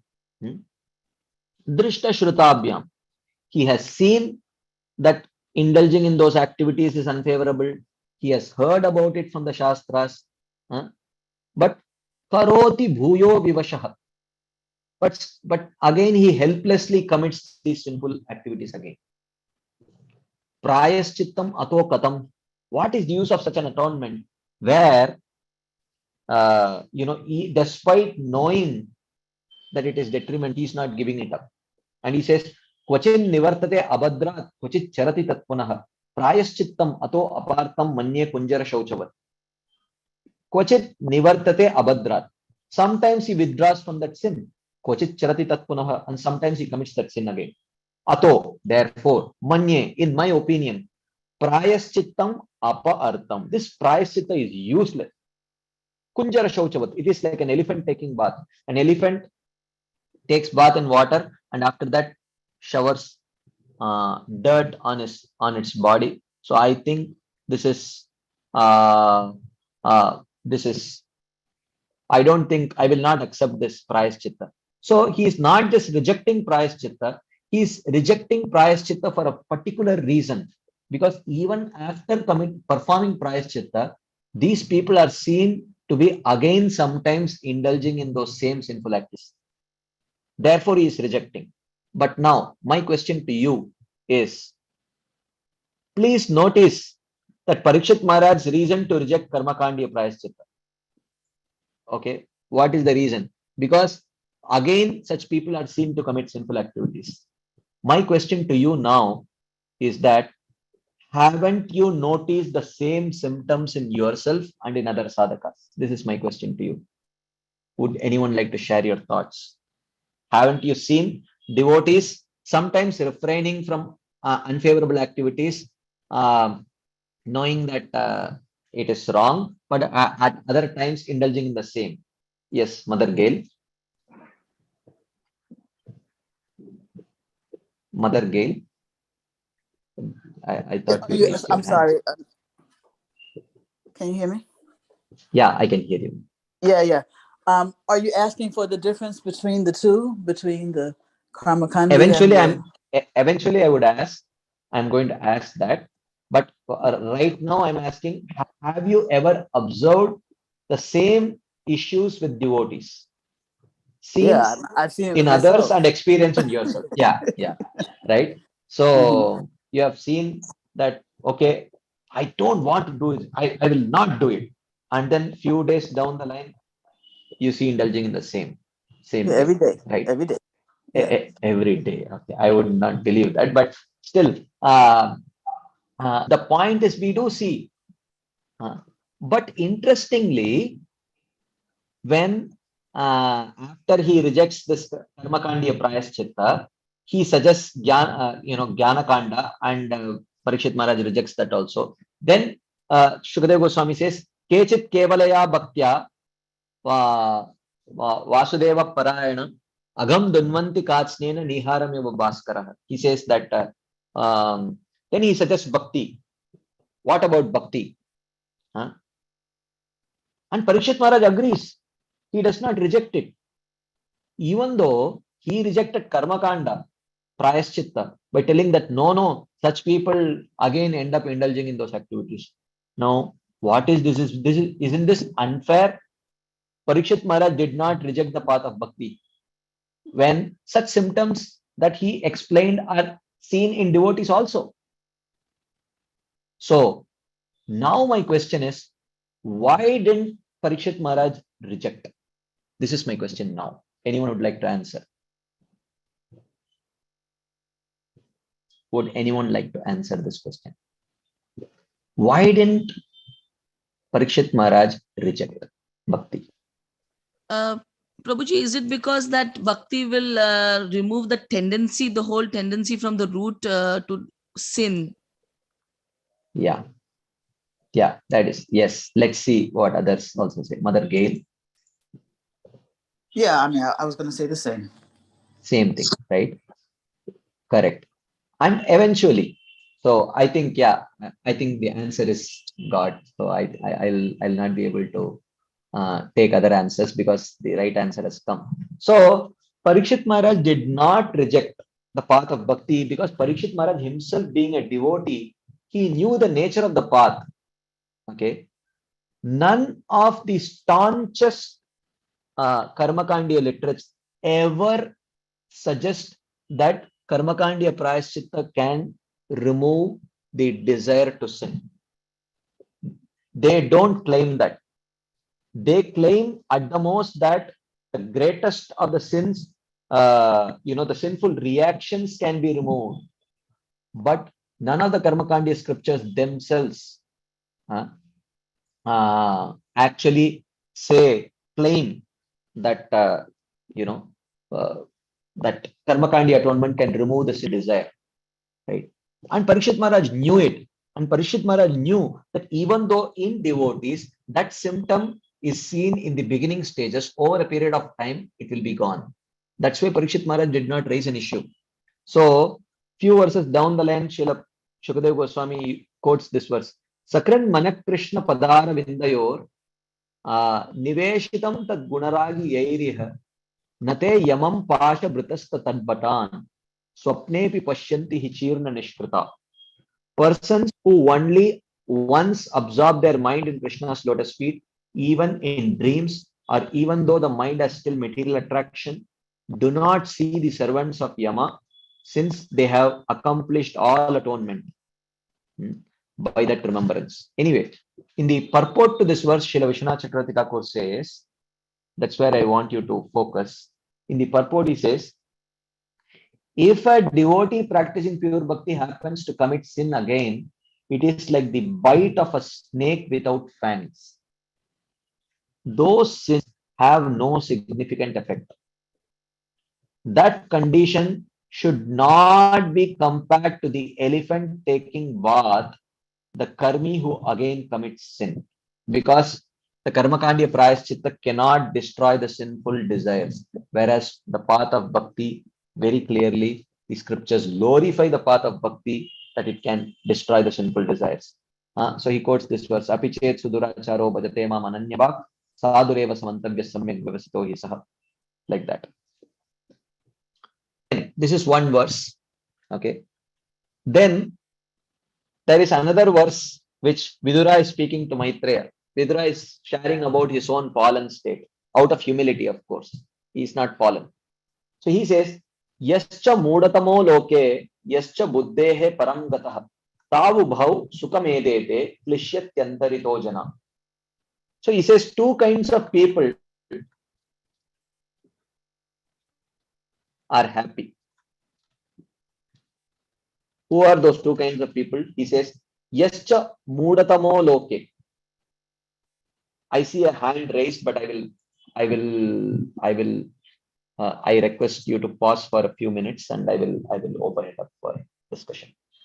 He says two kinds of people are happy. One is mudatamo loke.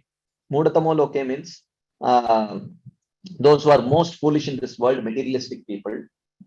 And the second kind of people are yascha buddhehe paramgataha. He who has attained the Lord who is beyond matter. Okay. These two kinds of people are so So one person who is idealistic, okay, and he is very happy, and another person who is perfected devotee, he is also perfectly happy. Tavu bhav sukham edete. Both these people experience happiness. Klishyati antarito jana. Whereas others suffer. Now my question to you is, can you please answer who are these others and why do they suffer? That is my question to you. Who are these others and why do they suffer? What is your understanding? Anyone would like to share your thoughts? Yes, Mother Gail. So follow. Is someone else speaking? Go ahead, Anyone Mataji. can Hare speak. Krishna. Anita Mataji was trying to speak. Yeah, one of you can please speak. Go ahead, Mataji. Gail Mataji, go ahead. Yeah, there are people in between these two who are suffering. The ones who aspiring devotees, I should say. You know, they are. Okay. Yeah, they're You can suffering. say practicing devotees. Yeah, that's what I mean. Yeah. Yeah. Okay. They're Yeah. experiencing this tug of war between the Yeah. Shraddha and the Swabhav. Exactly. So thank you. That's the right answer. Thank you very much. So the perfected devotee, he is happy because if you see, okay, okay. So the perfected devotee, if you see, he is happy because his conditioning and his value system are both elevating. Okay, there is no tug of war. And the materialistic person is happy because his conditioning and his value system are both degrading, but at least they are parallel to each other. They don't create a friction here. But the intermediate person is the sadhaka who has a faith which is pulling him up towards the perfected devotee, but a conditioning which is pulling him down towards the realistic realm. So therefore, this is so the antarito jana is Maitreya is telling, I am that in between person, I am suffering, but he is not. Out of humility, he sees himself as being a not perfected devotee, right? Like that. Okay.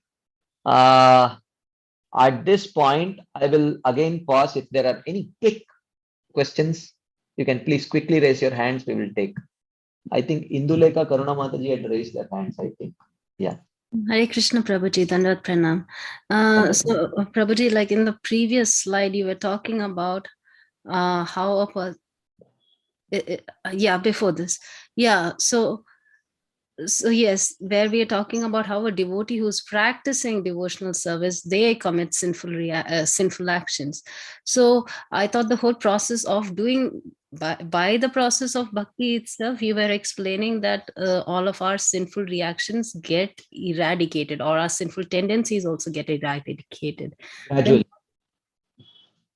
Okay. It's gradual. It's not immediate. That's why Prabhupada gives the example of switching off the fan. Right. When you put the switch off, the fan does not immediately stop. It takes a while before it stops.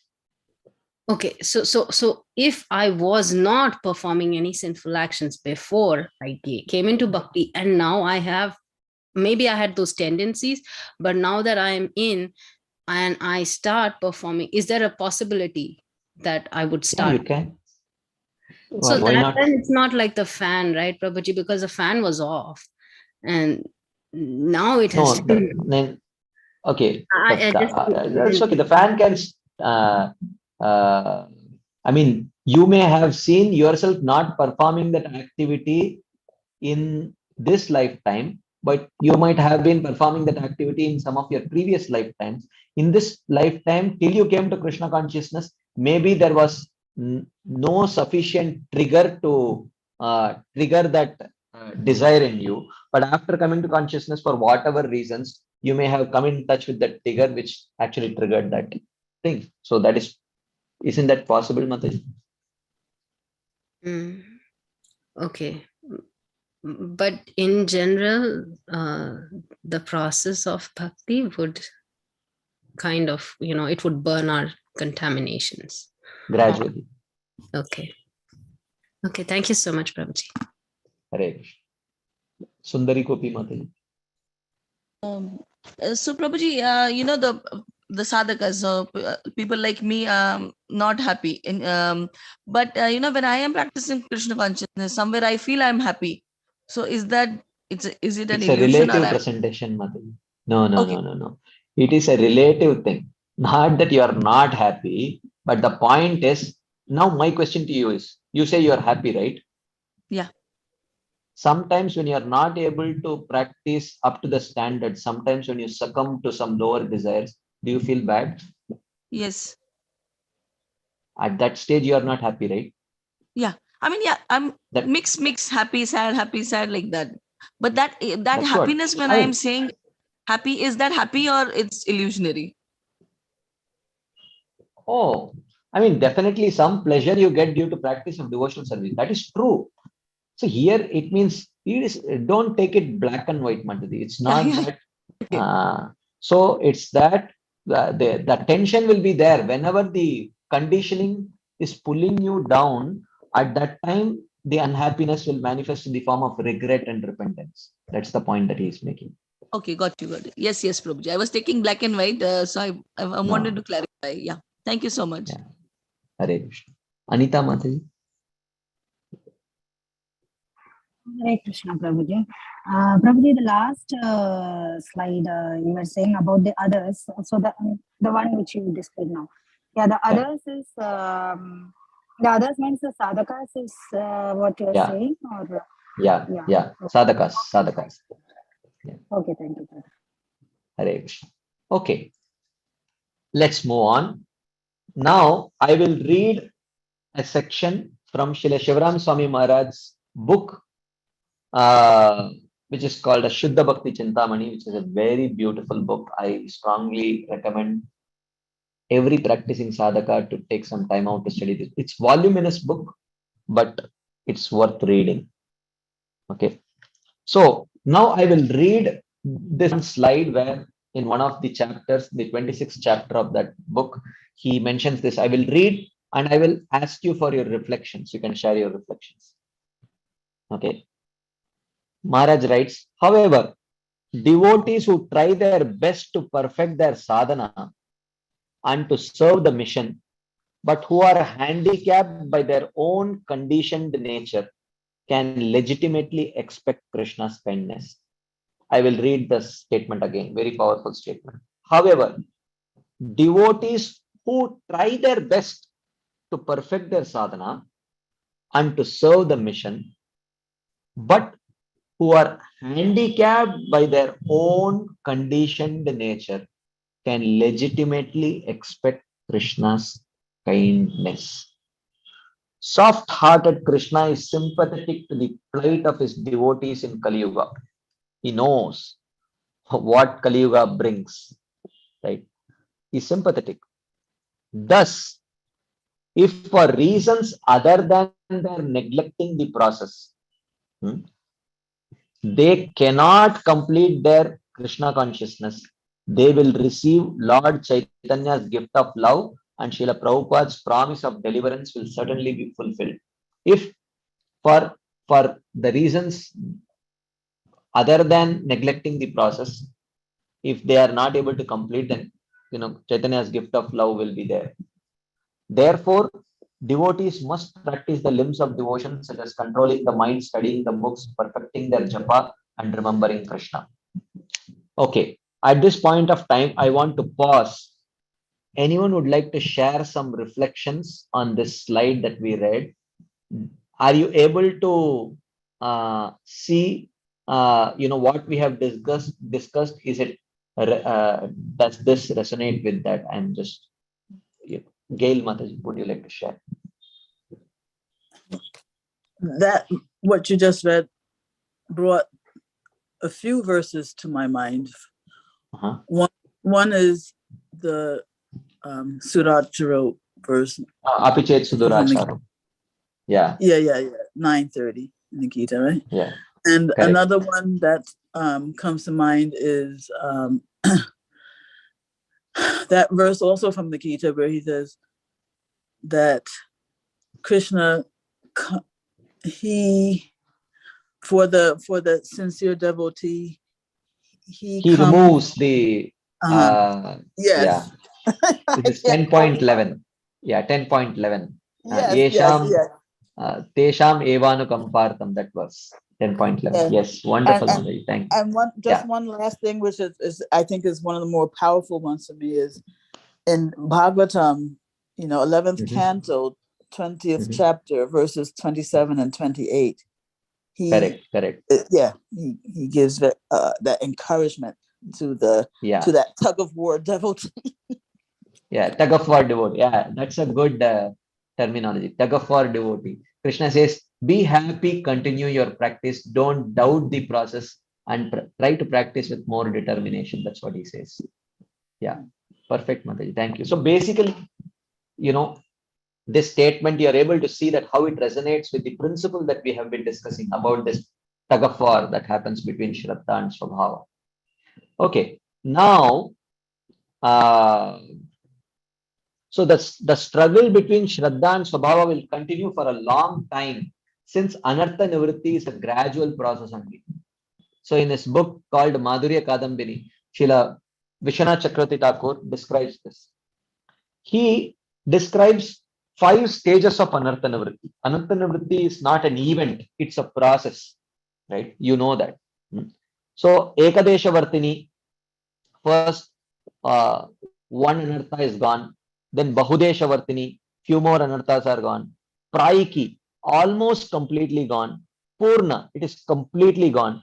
And then 5th stage is Atyantiki, absolutely gone to such an extent that it cannot return back also. Okay. So he says there are 4 types of anarthas, anarthas which are born out of our sinful past, anarthas which are born out of our pious past, anarthas which are born due to practice of bhakti, and anarthas which are born due to our committing offenses. So he says that during the stage of bhajana kriya and anartha nivritti, these 2 types of anarthas, dushkrutota and sukrutota, are ekadesha vartini, bahudesha vartini, and praiki. So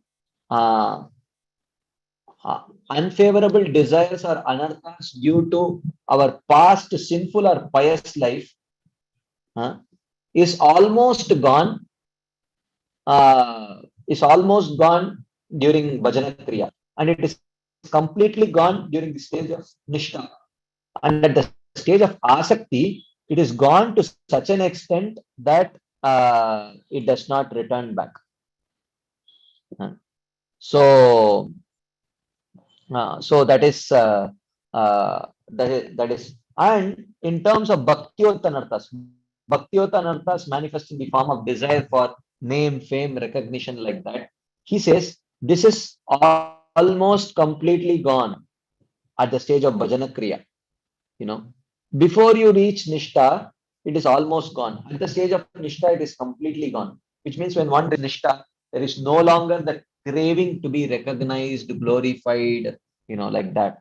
And at the stage of ruchi, it is gone to such an extent that it cannot come back.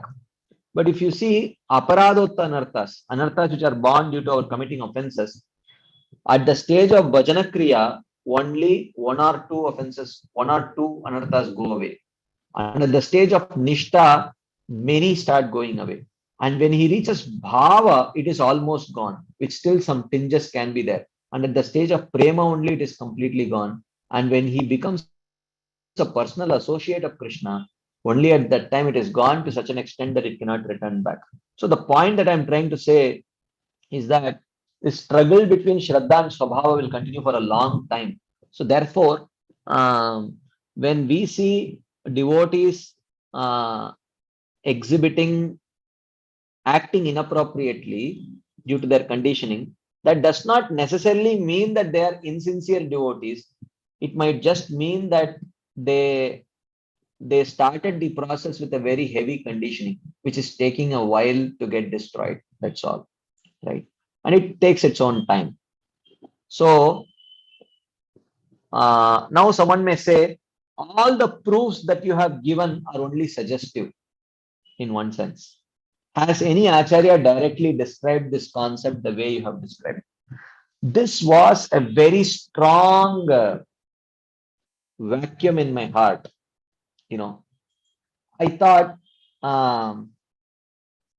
yes, these are suggestive, but is there any place where some Acharya has exactly explained this concept the way, based on all these proofs, this was quite clear to me, but I always, whenever I used to present it, I myself had this doubt that, some Acharya should, at least take this subject matter and explain it like that.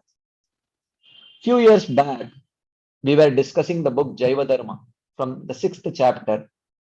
We were reading this, and when we were reading this, literally, because this was a close group and we were discussing Shastras for the last many years, where I had, for quite a long time, I was describing this tug of war between Shraddha and Swabhava. And when we were reading this particular chapter, literally everyone was looking at each other's face. And, honestly, I could feel my hair standing. It was, my hairs were literally standing because it was so stunning the way Bhaktivinoda Thakur explains this. For those of you who might know, who might not know, Jaiva Dharma is a book in which the whole Gaudiya Vaishnava philosophy is described in the form of a novel. Bhaktivinoda Thakur, very brilliant presentation of our Gaudiya Vaishnava philosophy in the form of a novel. So here there is a conversation between a logician whose name is Tarka Chudamani and Vaishnav Babaji Maharaj, who is a devotee. Okay, so he is asking, Tarka Chudamani is asking, what is this Tattvika Shraddha that you are talking about? So what we call as Shraddha, they call as Tattvika Shraddha. So Vaishnav Babaji Maharaj says, simple, guileless faith in the Supreme Lord and consequently sincere bhakti rendered to him is known as Tattvika Shraddha. So he says that, simple, guileless faith in worshipping the Lord, that is Tattvika Shraddha. A sincere candidate is given eligibility to perform bhakti by this Tattvika Shraddha. Then Tarka Chudamani asks, very important question, hear carefully. Some persons have developed faith in the Shastras but lack a noble nature. Are they fit candidates for bhakti? He's asking. They have developed faith in the Shastras, but they may lack a noble nature, like the typical Apichet Suduracharo case. Are they fit candidates for bhakti? Vaishnav Babaji Maharaj says, once type by nature, Swabhava. You see here, the same terminologies are used. He is using the word faith or Shraddha and Swabhava or conditioning. So he says once type by nature is definitely not applicable to the eligibility to perform bhakti, which is solely dependent upon Tattvika Shraddha. It is Shraddha which defines a devotee and not his Swabhava. That's what he says. So then, this is where, actually, if you see, kindly deliberate upon the verses and see which are the verses that he is quoting. I'm not going to go through them. You see, same verses. Jata Shraddho Matkatasu, the definition of Vaidhi Sadhana Bhakti that we saw, that Gail Mataji also quoted. And then the very next verse after that also he quotes, Proktena Bhakti Yogena Bhajato Masakrin Mune Kama Hridaya Nashyanti Sarve Mayi Hridisthite. When an intelligent person engages constantly in worshipping me through devotional service as described by me, his heart becomes firmly situated in me. Thus, all material desires within the heart are destroyed. So, same verses that we saw from Bhagavatam. Then Chudamani asks, what if I do not accept the authority of Srimad Bhagavatam? He says, What if I don't accept the authority of Bhagavatam? So he says, Vaishnavdas Babaji Maharaj says, we have simply presented the conclusion of all the Shastras. Shastra is one. Even if you do not accept the Bhagavatam, then the other scriptures will harass you with the same conclusion. He says, you may not accept Bhagavatam. This is not the conclusion of Bhagavatam. This is the conclusion of all the scriptures. He says, we do not need to refer many Shastras. Simply consider what the Gita, a universally honored text, has to give. So then he is quoting from Gita, and guess what verses he is quoting? Apichet suduracharo, Shipram bhavati dharmatma, then Mam hi partha vipashita. He quotes the next verse also. So basically, if you see, this was such a, I would say, redeeming moment for me actually. I was feeling so relieved. Now I can tell, yes, this is not just my mental concoction. Bhaktivinoda Thakur explains the same thing, using the same terminologies, quoting the same verses from Bhagavatam and Bhagavad Gita. It was literally, we were literally celebrating in our group, when we were reading this. It was so, such a relief, actually. So he says, the purport of this is that a devotee who engages in bhakti, hearing topics of Krishna consciousness, chanting Harinam, singing his glories with Ananya Bhak, single-mindedness, even if he is addicted to many abominable illicit activities which go against the scriptural injunctions, must be considered a sadhu because he is on the righteous path, being situated in devotional service. Very quickly he will become purified. Okay, so that is a point that he is making here. So now let us do a small exercise. Okay, in the Shastras, when the Shastras speak about purity, they speak about purity in different ways. Okay, now I am going to ask you a question and you have to answer this question. Okay, keep your be ready in your chat box, or please raise your hands. Better you type it in chat box only because it's a one-word answer. Okay, now I'm reading. Jaya and Vijaya are pure devotees, but the 4 Kumaras are not pure devotees. In this statement, purity refers to what? What does purity refer to in this particular case?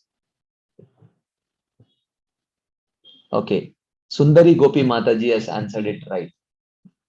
Faith. It refers to faith. Okay, faith. Because Jaya and Vijaya, they are pure devotees, but the 4 Kumaras are mixed devotees. They are Jnana Mishra Bhaktas. Their faith is mixed. Their faith is not pure.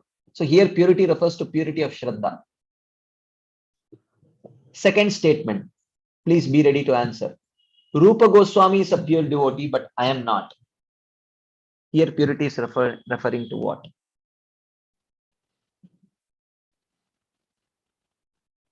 Someone says faith. Someone says love. Please think about it. Someone says Prema Bhakti. Yeah. Here, Rupa Goswami is a pure devotee means his faith is pure and he has no material conditioning. But I am not a pure devotee in the sense, even though my faith may be pure, but my conditioning is still impure. So this is here, the second statement, purity is talking about purity of conditioning. Okay. Now, let me present to you a third statement. You please answer this question. Sridama is a pure devotee, but Arjuna is not a pure devotee. What is this talking about? In this case, what does purity refer to? Someone says love. Okay. Someone says faith. I mean, and someone says faith. Isn't Arjuna's is Arjuna's faith impure? Is he not a pure devotee? Yeah, actually, this is talking about his, correct. Lalitangi Radhamataji says, love with awe and reverence. and love which is beyond all reverence. So the impurity that is present in Arjuna is not material impurity. His faith is pure. His faith is pure, and he has no material conditioning also. But what is impure is the mood of awe and reverence is that impurity. Okay. If you see Vrajabhav as the pure gold standard, then anything less than that is impure. So here purity refers, in the first case, purity refers to purity of faith. Okay. The second case, purity refers to purity of swabhava and faith, of course, right? Swabhava here. And here purity refers to purity of the mood of sweetness. So when scriptures speak out purity, they speak in many different contexts, which can mean many different things. So I want to skip this and finally come to a conclusion. Before we do that, let's do this exercise. Here, I want all of you to very attentively hear and please answer my question. Okay, please attentively hear this. In that very same chapter of Shuddha Bhakti Chintamani, Srila Shivram Maharaj writes, the two major challenges. So Gail Mataji is asking, who was Arjuna compared to? He was compared to Sridama.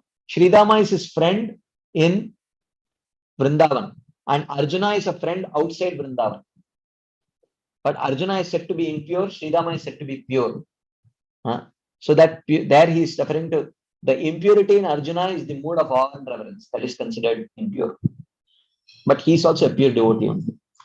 Okay, now please hear this carefully.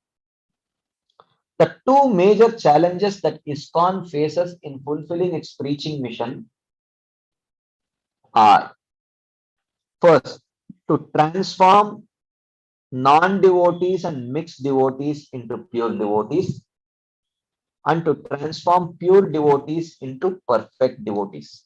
So there are three categories of devotees mentioned here. This is your litmus test, whether you have understood the whole presentation or not, whether I have been successful in communicating the message or not. The litmus test for both the speaker and hearer is here right now. How you answer this question is going to redeem yourself and redeem me. Okay.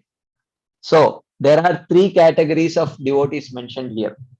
Okay. Maharaj says the two major challenges that ISKCON faces in fulfilling its preaching mission is to transform non-devotees and mixed devotees into pure devotees. Okay. And to transform pure devotees into perfect devotees. There are four categories of devotees. Four categories of devotees mentioned here. Non-devotees, mixed devotees, pure devotees, perfect devotees. Okay. Now my question to you is, please think and answer based on what we have discussed. Of these four categories, which category do you think you fall into? I will ask you to explain your answer. So please think and answer. Don't just answer. Which of these four categories do you belong? Do you think you belong to?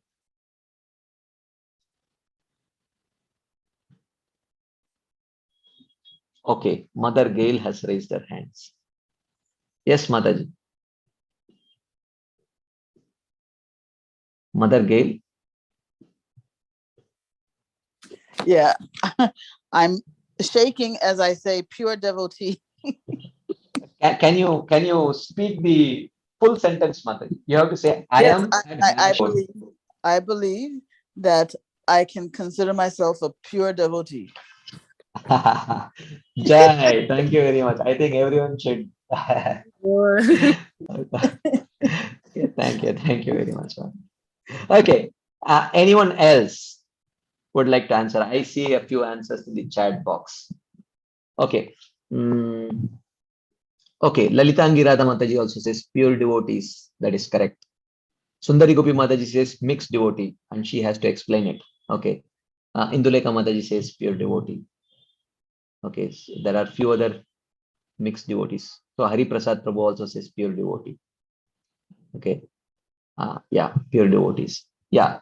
Anita Mataji says pure and mixed. That's a very interesting answer. So I would, maybe she can clarify what she means. Anita Mataji, would you like to clarify? Why do you say it is pure and mixed? From the pure devotees, they are already in a state of goodness. So, Your voice is not clear, Mataji. Can you speak Hare Krishna, again? can you hear me now? Can you hear me now? Yeah. So Prabhuji, pure devotees already they are in the mode of goodness. So it's easy for us to make them into perfect devotees, which is in ISKCON we are doing. And the mixed devotees, they are. When did I say that pure devotees are in mode of goodness, Mataji? Is there anywhere in our discussion where we discuss that pure devotees are in mode of goodness? Like they are not in Shuddha Sattva, but there is some mixing in that. I understand, but is there anywhere? Yeah. Is there anywhere we? Then who are mixed devotees then? Who are mixed devotees then? Mixed devotees, they are into bhakti and also in sense gratification. So pure devotees have material mode of goodness, mixed devotees have material modes of passion and ignorance. Is that what you say? Yes, Prabhuji, that's what I mean.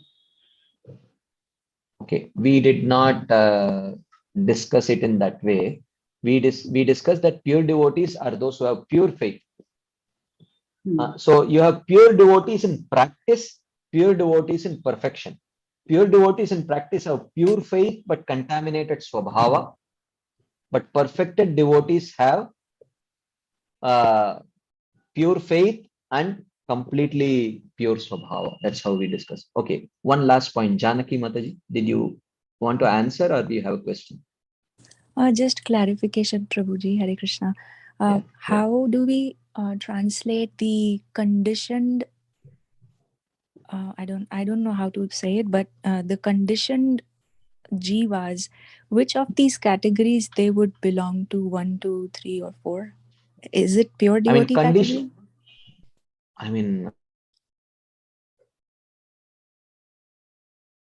We every time hear that we are conditioned jivas, but our soul is pure. So I was just trying to translate that to these categories where that belongs.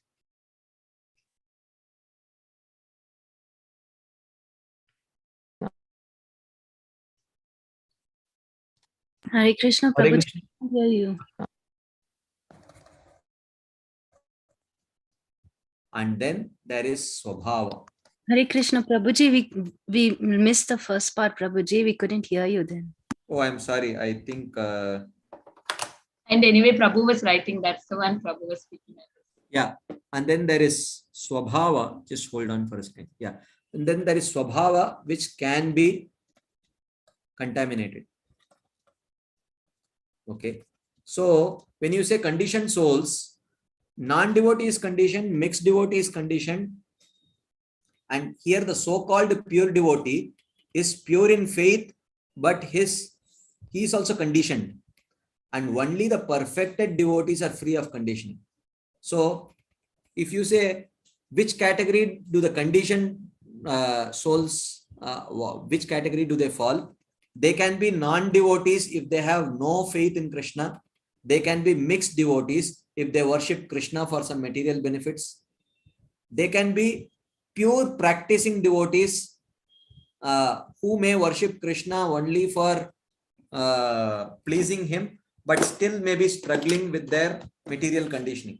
So of these, so we all are conditioned souls, but at the perfection.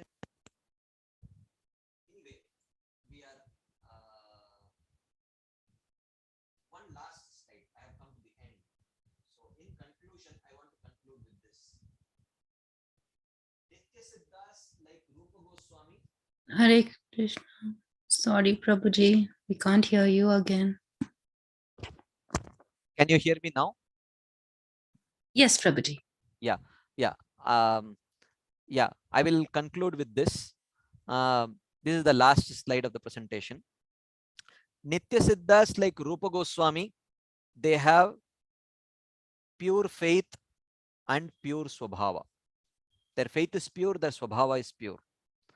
But sadhana Siddhas like Narada Muni, who perfected by practicing sadhana, they have pure Shraddha and purified Swabhava. Purified Swabhava means which was at some point impure, but later it became pure. Okay. Sadhakas like us, we have pure Shraddha and purifying Swabhava. We are work in progress. Right. And mixed devotees have impure Shraddha. You can say mixed devotees and non-devotees, they have impure Shraddha. Like that. Okay. This brings us to the end of my presentation. Any final comments before we wind up for the day? Anything anyone would like to share? Janaki Mataji, your hand is up. Did you want to ask something? No, thank you, Prabhuji. I got the answer for previous clarification. That's 1, 2nd, and 3rd categories of, yes, Prabhuji. Thank you. Thank you. Sundari Gopi Mataji. Prabhuji, I wanted to check, see this conditioning that we have. So yes, I mean, it will eventually go away. Is it right? Correct. Okay. If we continue to practice bhakti. Okay. So now I'm trying to do that, but now with our kids, we wherever we go, be it India or US, still they are building some conditioning, and they already have some from their previous whatever. Yeah. And whatever faith we could instill, because whatever they saw in and around them, they have some kind of faith. They haven't taken up Krishna consciousness. So where do they stand? They are non-devotees? Time will reveal, Mataji. Okay, fine. So yes, perfectly fine. So now I wanted to check with you. Now in this current time now, wherever we are, how do we take care? I mean, is there anything that we can do to take care of their conditioning? Well, as much as possible, you keep the house, vibrant with Krishna consciousness, and make that Krishna consciousness likable to them, so that they don't find Krishna consciousness to be don't do this, don't do that, do this, do that, but they find it very vibrant and inviting and exciting, so that their entertainment also they get through Krishna consciousness. That way they will not seek out elsewhere.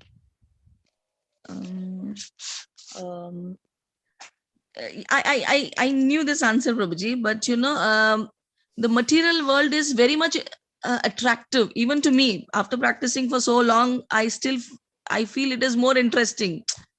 How can a child, because see, if for example, if Radhika likes to read books, there are more interesting books outside of Krishna consciousness than in Krishna conscious movement. She does read the biographies and all, but it's hard for me to gather, interesting stuff.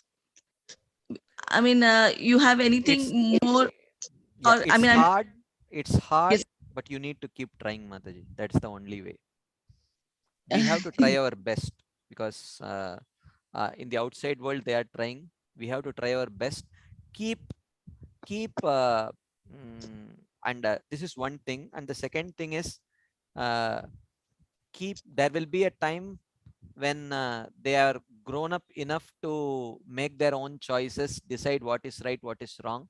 You may see them choosing that which may not be necessarily devotional, but you should try not to judge them. Make sure that your affection is available for them irrespective of their choice of devotional service or not.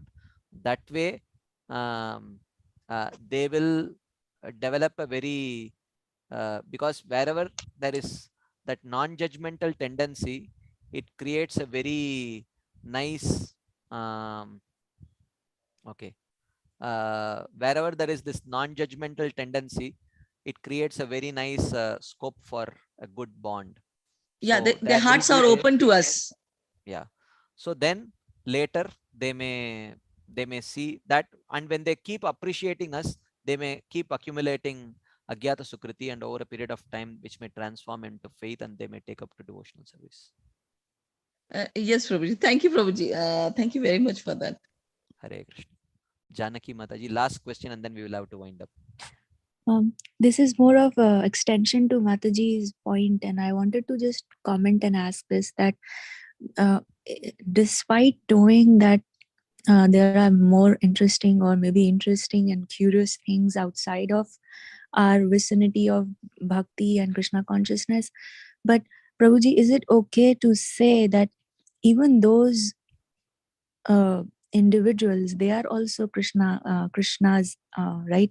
And so let's say if there is interesting autobiography of Adolf Hitler, and if there is something that is inspiring from there to Sundari Gopi Mataji, and she says that that's more interesting than reading this, then can we not dovetail that quality, some good quality, because Adolf Hitler had a purpose?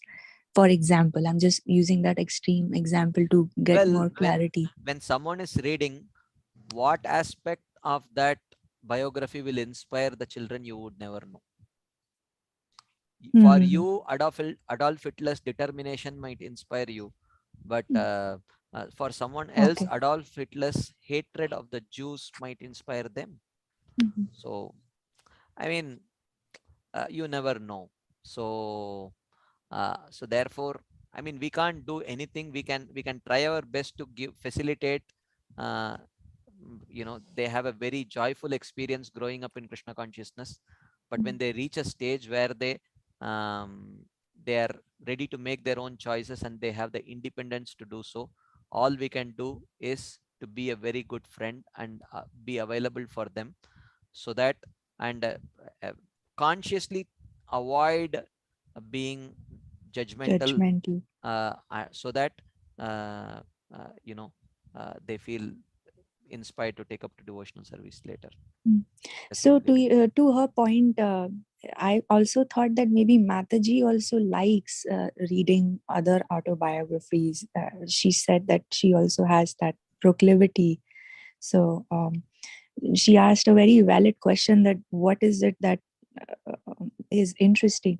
I know we said that it has to be developed by practice and then develop that habit, that it appears or it is interesting to us also, because outside world will have a lot of bells and whistles to attract you on the other side.